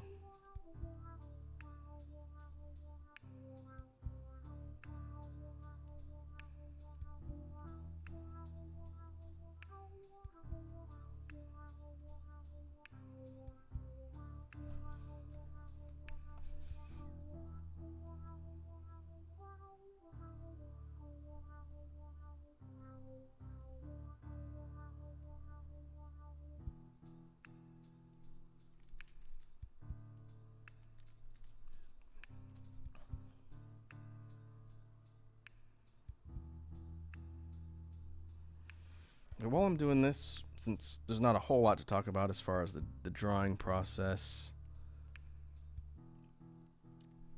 I guess I can talk a little bit about some content ideas for things that have coming up. August is going to be kind of a transitional month, I think, just because I'm going to be gone for a stretch at the end for Extra Life. I'll be physically away from streaming for a week and change.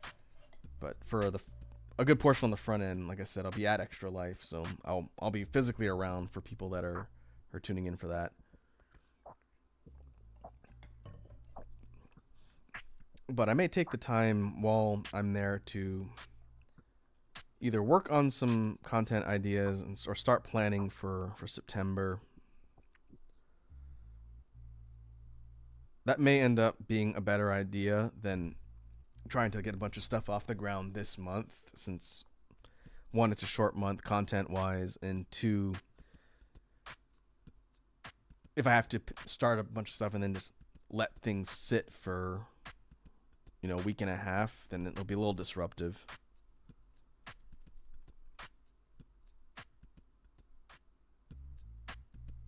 So we'll see. I may, for gaming stuff, I may do a series of one-offs scattered throughout the week between now and the end of the month. And then the mainstays will be stuff probably like Street Fighter 6 and Monster Hunter, and then one-offs sprinkled in between. Haven't fully committed to that idea, but that's what I'm thinking.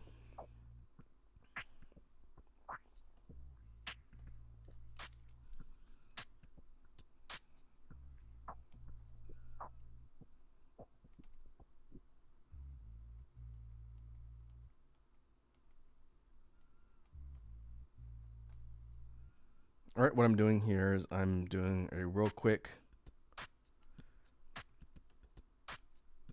clean up and pass through. And then,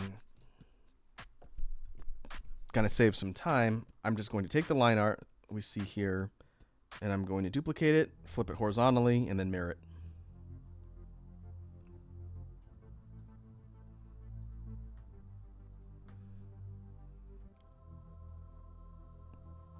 And that's the main reason for the central line axis on that other layer, because then that gives me the mirror plane. And I just have to slide the other half in place, merge it down, and then do a final kind of cleanup. Things like the little bits of overflow as a result of mirroring.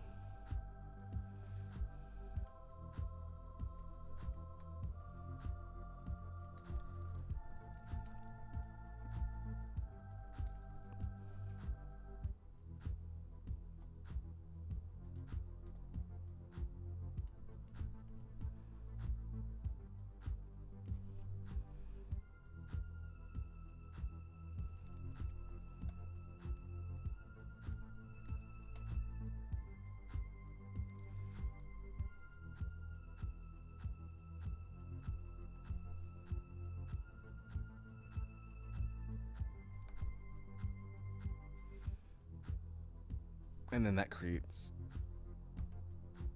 a complete line art that we can start to color.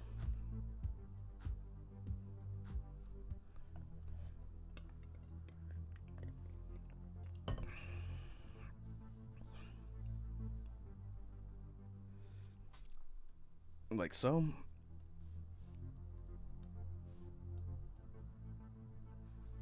And then over here to the left is the palette. And this is consistent across all the ships to make sure that their coloring is consistent with each one. It's supposed to be same sort of inspiration, hence the same coloring.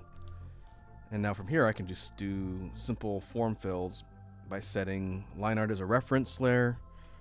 And then now I can wand select and form fill all the parts.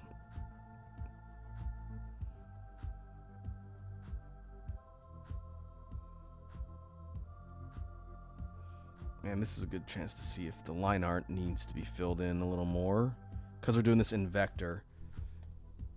The sections have to be completely closed off, or the wand select will basically bleed out and it'll select the whole canvas. We don't want that.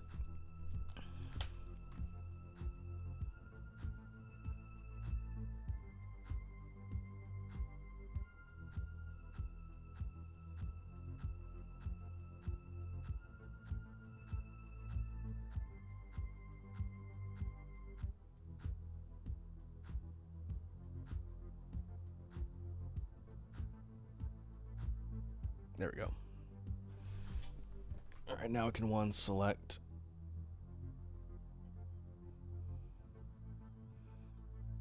We'll do yellow first.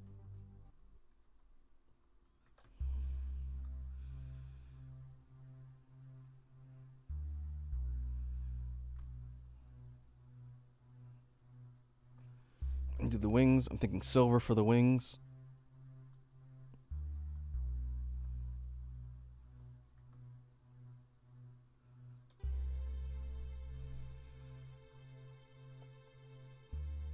And then we go maybe the darker gray for the spikes and the stinger.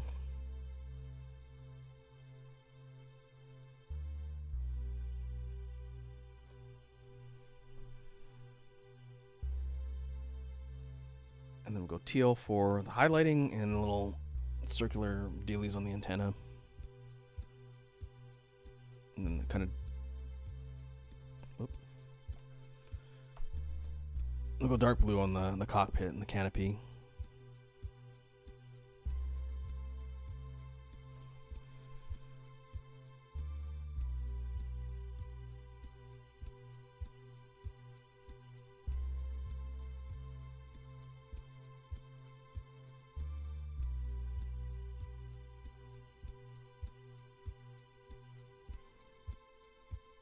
Oh, I should change my caption.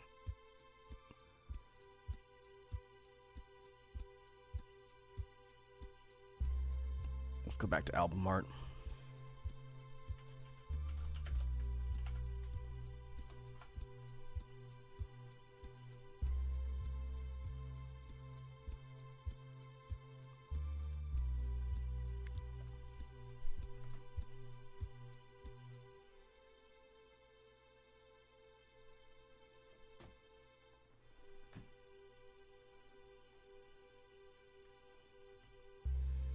And now we can create a clipped layer using the same command that we saw in the previous image. And now, move this over. What I'm going to do is line in or block in the shading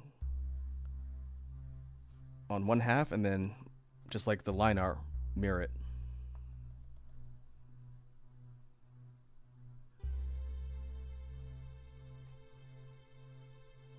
So you can see the process here is not that comprehensive. It doesn't take a super long time. It's just I have to do this for several dozen small images. But I think the end result will be worth it.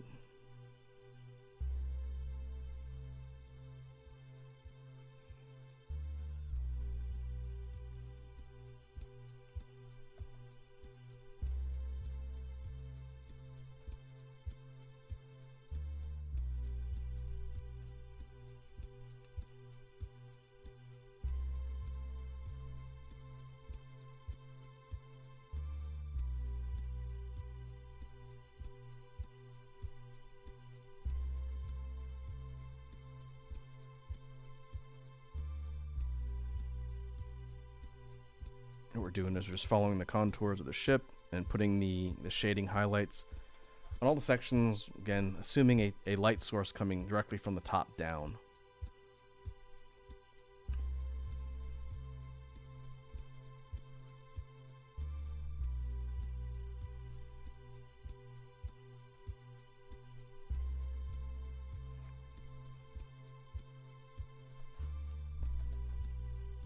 Now, while I'm doing this, since, again, not a whole lot of commentary from the art process side, I guess I can talk about some things that I've been observing and things I've been keeping track of, just as like a little mini podcast so that we're not in dead silence here.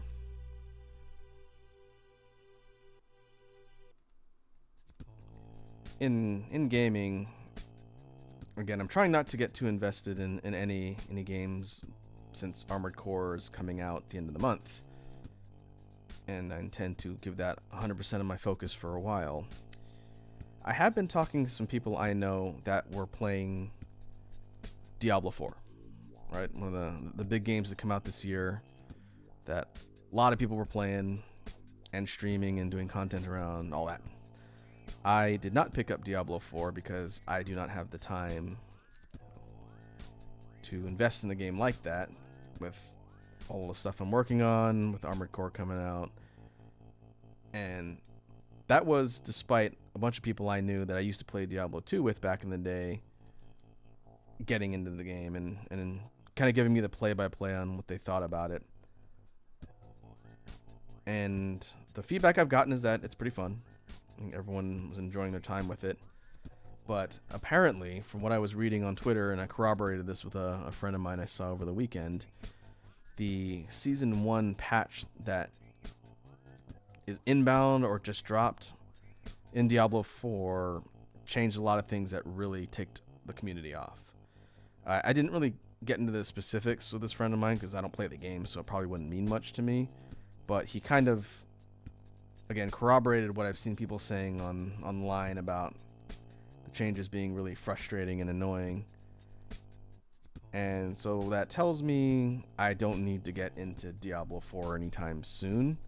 I will at some point, but like I've mentioned before, it's not a game I plan on doing for content.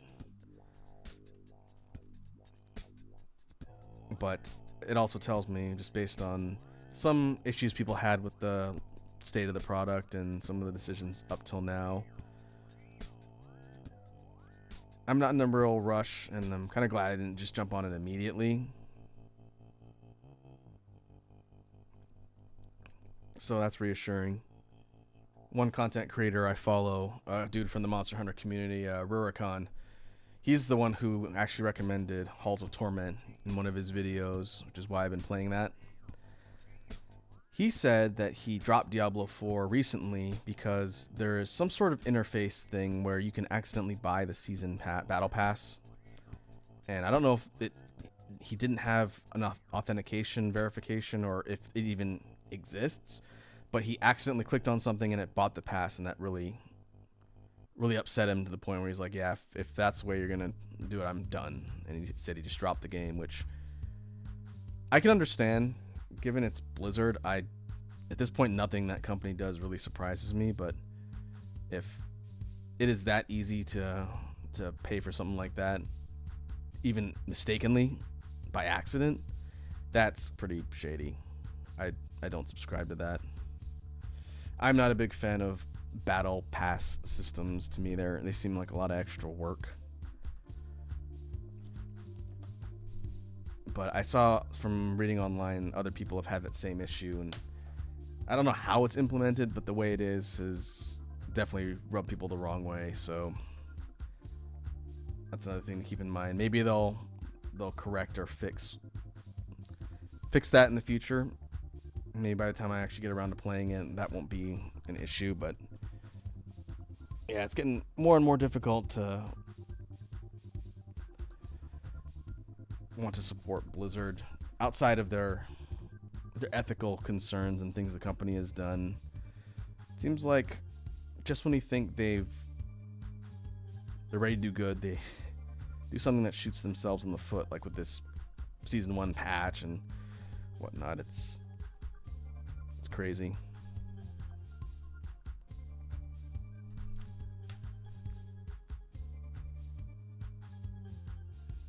Okay.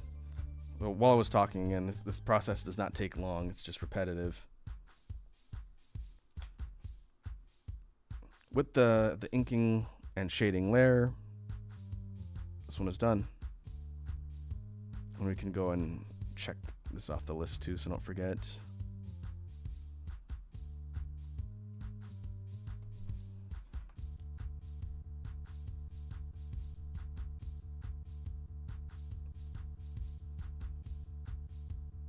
Where was it?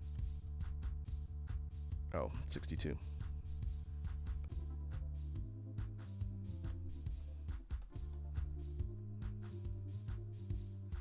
and we'll slide this one up in the rotation with this other one. Might need to be scaled up a little, like 5%, so it's not quite as small.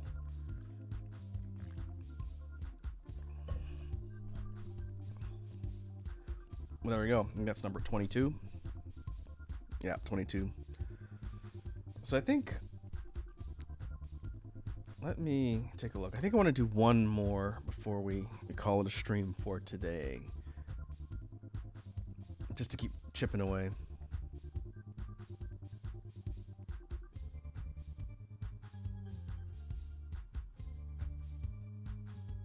Let me check one thing, and then we'll load up the template and see which one I'm going to do next.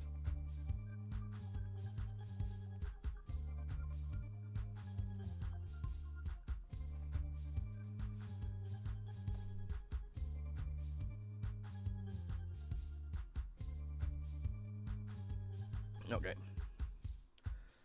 So let's see. I could pull up one of the other sketch. No, not that one. One of these other sketch layers and see, of the ones on here, which one stands out to draw next. Again, for folks hanging out in the chat, I will prioritize any requests that people have on which one of these they want me to draw. Otherwise, I'll pick one that I think will fit with the rest.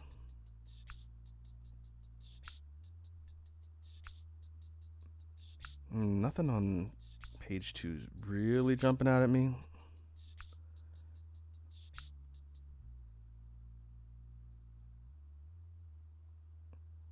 This one down here, 41, is a possibility.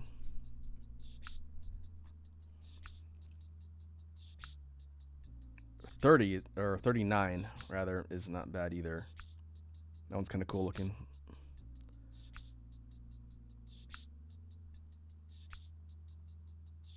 Here, nothing really jumping out at me here. And this one we did 62. Yeah, I think unless anybody else has a suggestion for which one to pick, I think I'm going to go with 39. 39 and 41 are cool. We'll do 41 first. This one right here.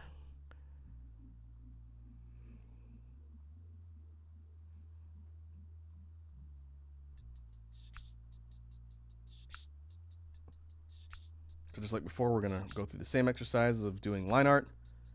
Then we're going to do the color assignment and then shading. This will be entry 23.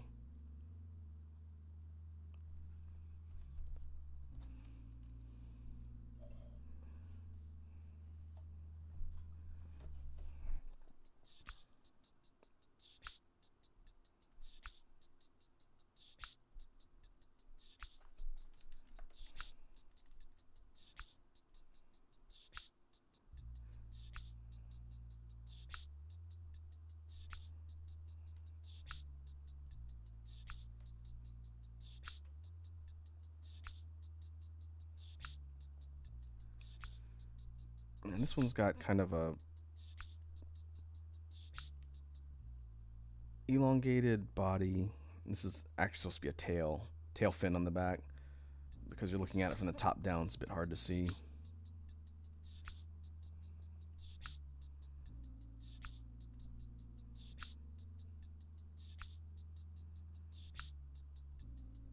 We'll fill in the stripes. It's like bee stripes right here.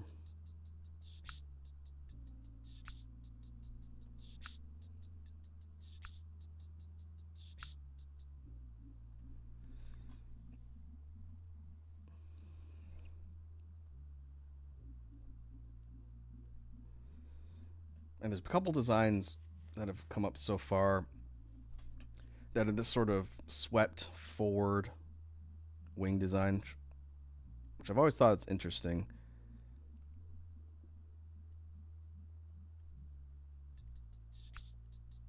It's a little bit more of a experimental type of look.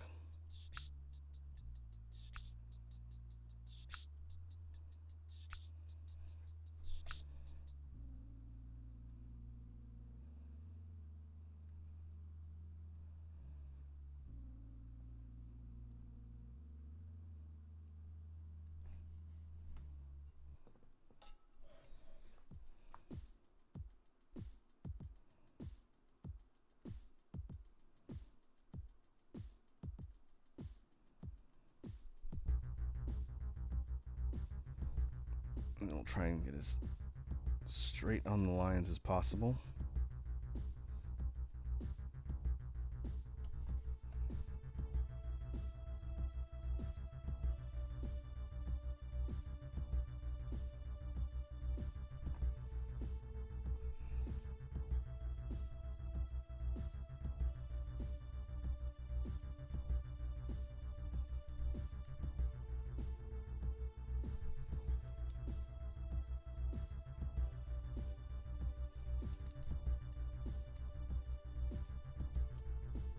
And it's just a matter of putting in the lines on the weapons. These are kind of like these spike parts. Here, I kind of envision these as like missile batteries or like laser cannons.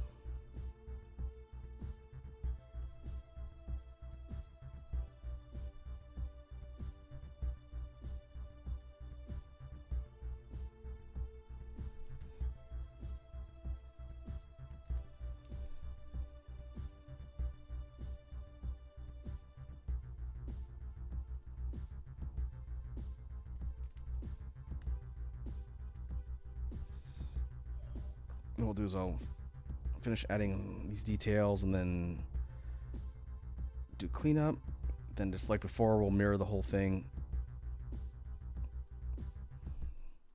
slide it into place, and then do the color assignment.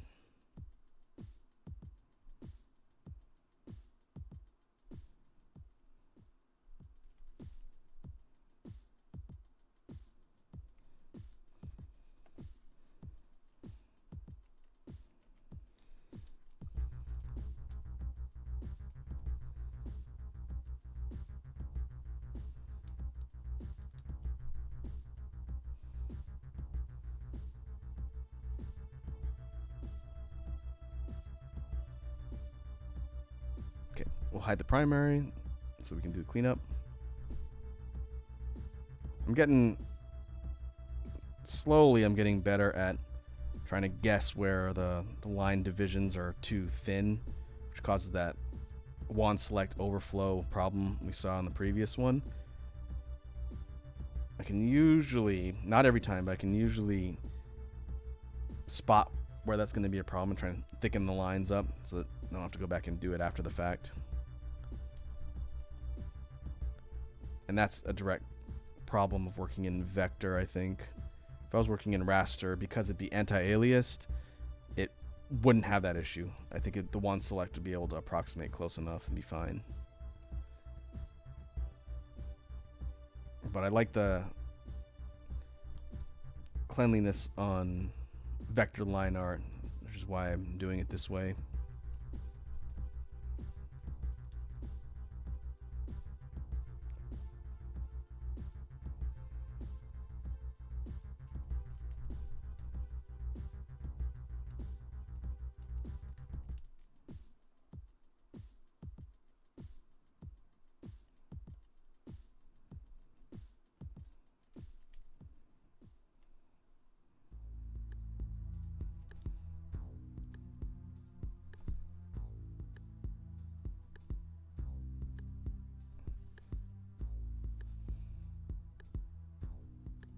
Okay, I think that'll do. Now we just need to flip it. Duplicate it, flip it, and slide it into place.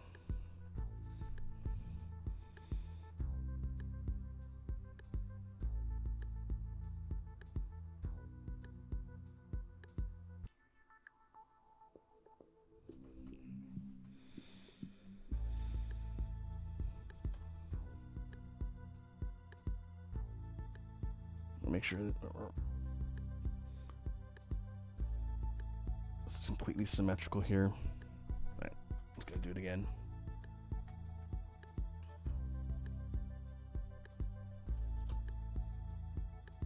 And slide it using shift, that way it's on an axis. It's a little bit easier to do that in Clip Studio.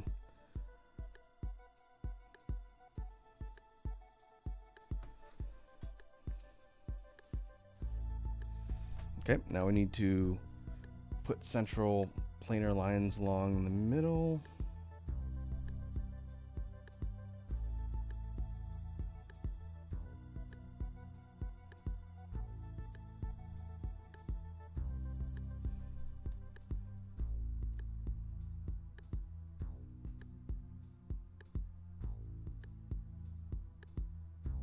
And fill this black part in here.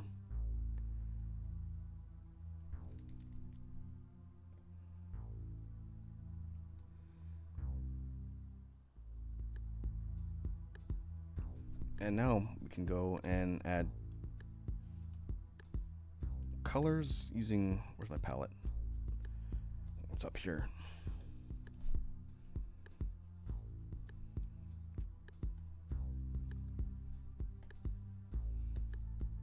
There we go. And just like before, I'm going to one select everything just to kind of save some time.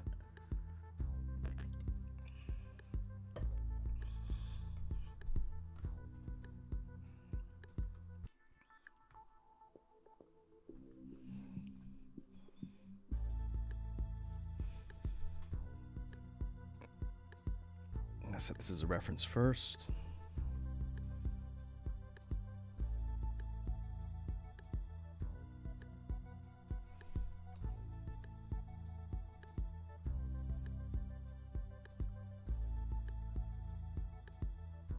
I'm thinking yellow on the body like we did before, but I'm going to flip the colors around. I'm going to go darker gray on the inside. And on the upper trailing edge of the wing, and then the spiky part's going to go lighter this time. Same with the tail fin. So I mean trailing or leading edge rather. Like this.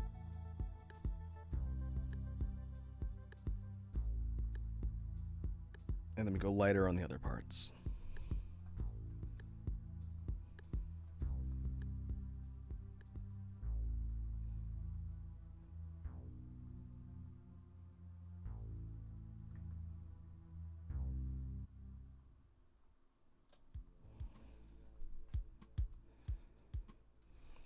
And then for the rest, these sort of mandible things and little antenna, we go teal.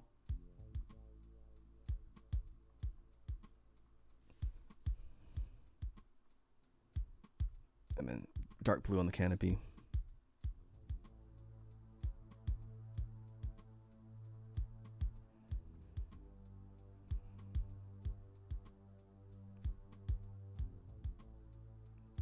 Okay, let's save our progress here.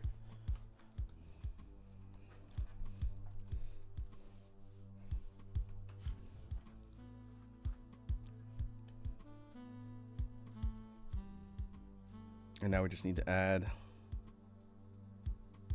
shading on one half, then just like we did the line art, duplicate, mirror, slide into place, and then we're done.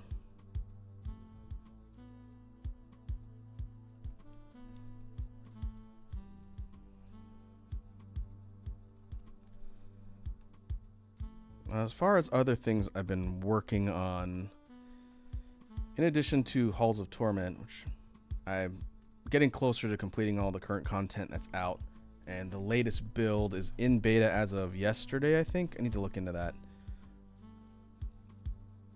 So I probably won't stream that one here on the channel again until the next major content is officially out and we can look at it on stream.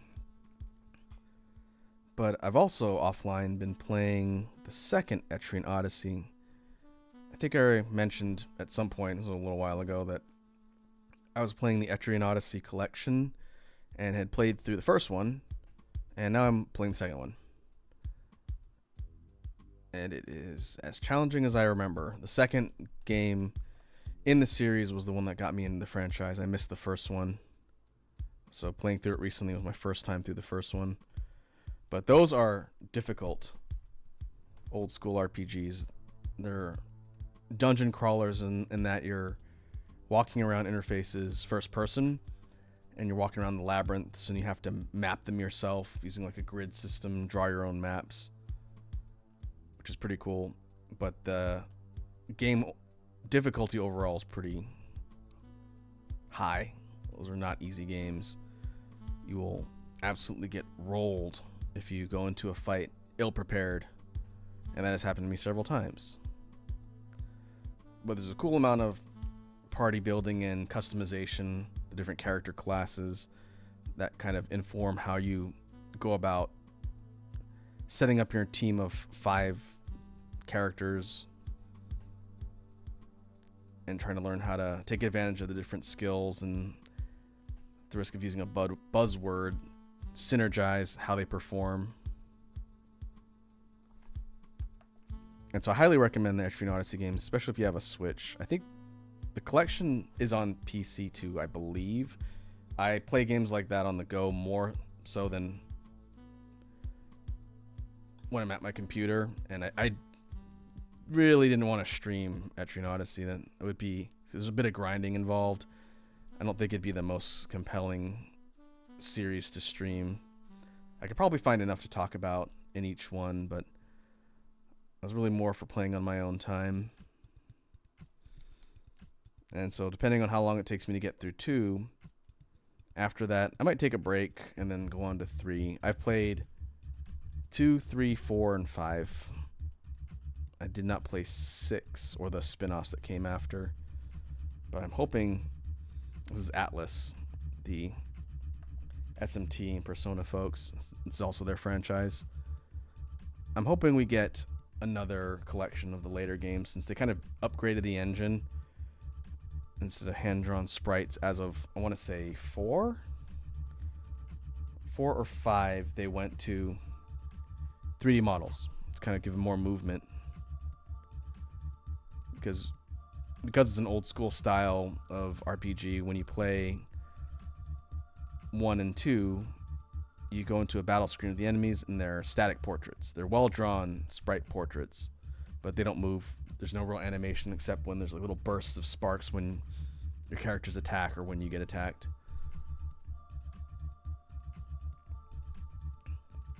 So in that way, it's very old school.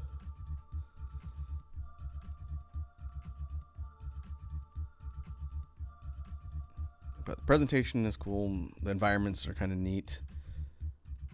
The labyrinth and dungeons that you explore, and the music in Etrian Odyssey is great. I know I've talked about that before. The series is known for having really pretty compositions. I think from the second one on, they really kind of step up with the music. The first one was fine, but I didn't find the first game's audio as iconic as the second. And I think the 5th one has some of my favorite themes in all of music, video game music. All right.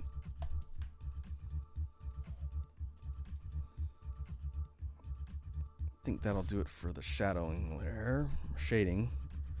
Now we just need to take this and mirror it.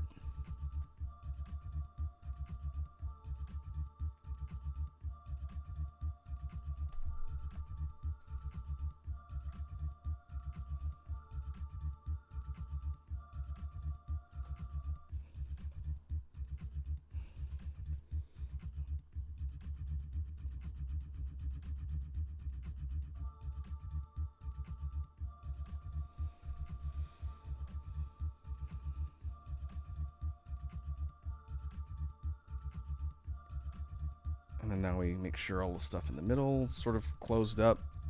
And then we have our fully rendered ship, number 23.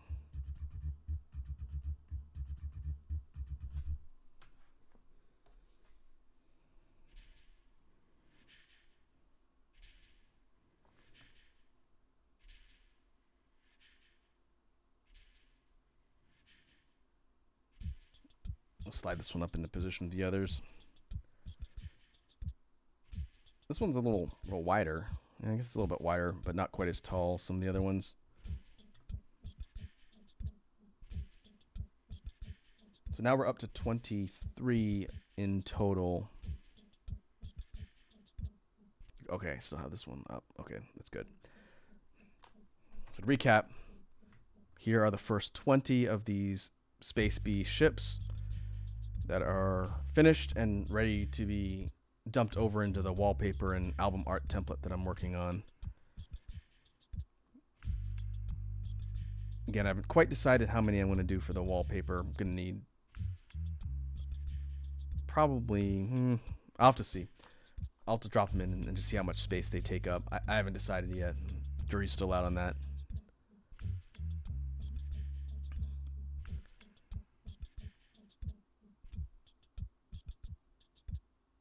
Oh, interesting. Number 20 and number 23 are kind of similar.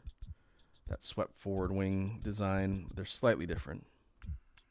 I think none of these are close to being a carbon copy. They're all subtly different in their details, which is good. I tried to pick ones that were going to be unique and interesting, but not just carbon copies. I think I've done okay so far.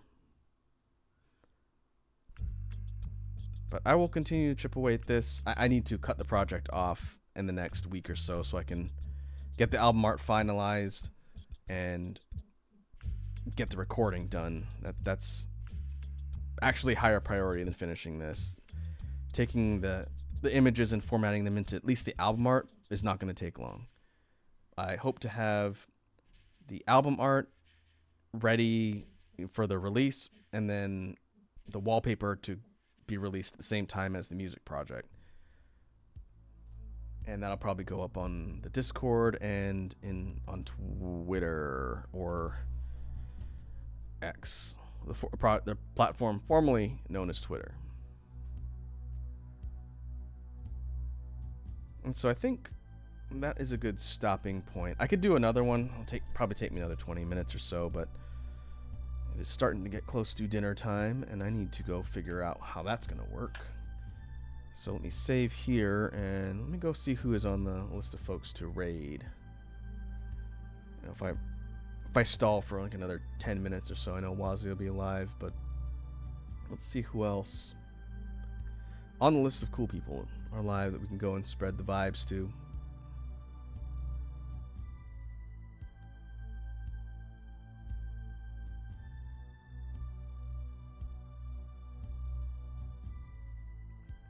Oh, hey, Dio's live. I haven't seen her on live in a while. Or online, rather.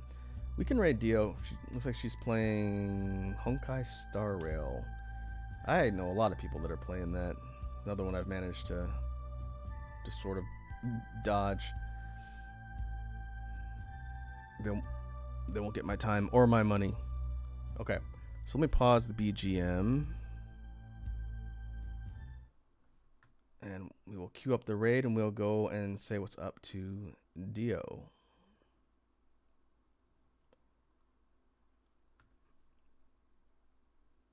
And let me switch to outro.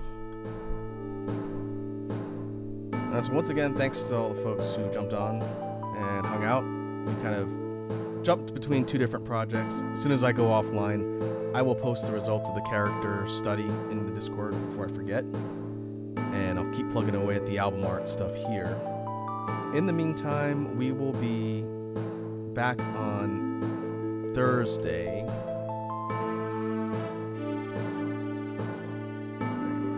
We'll be back on Thursday with Street Fighter 6. Maybe do some more random matches and plug away at World Tour. I haven't grinded at all on that, but we'll see. So, in the meantime, hope everyone has a good rest of your evening, and now let us go see what's up with the Honkai Star Rail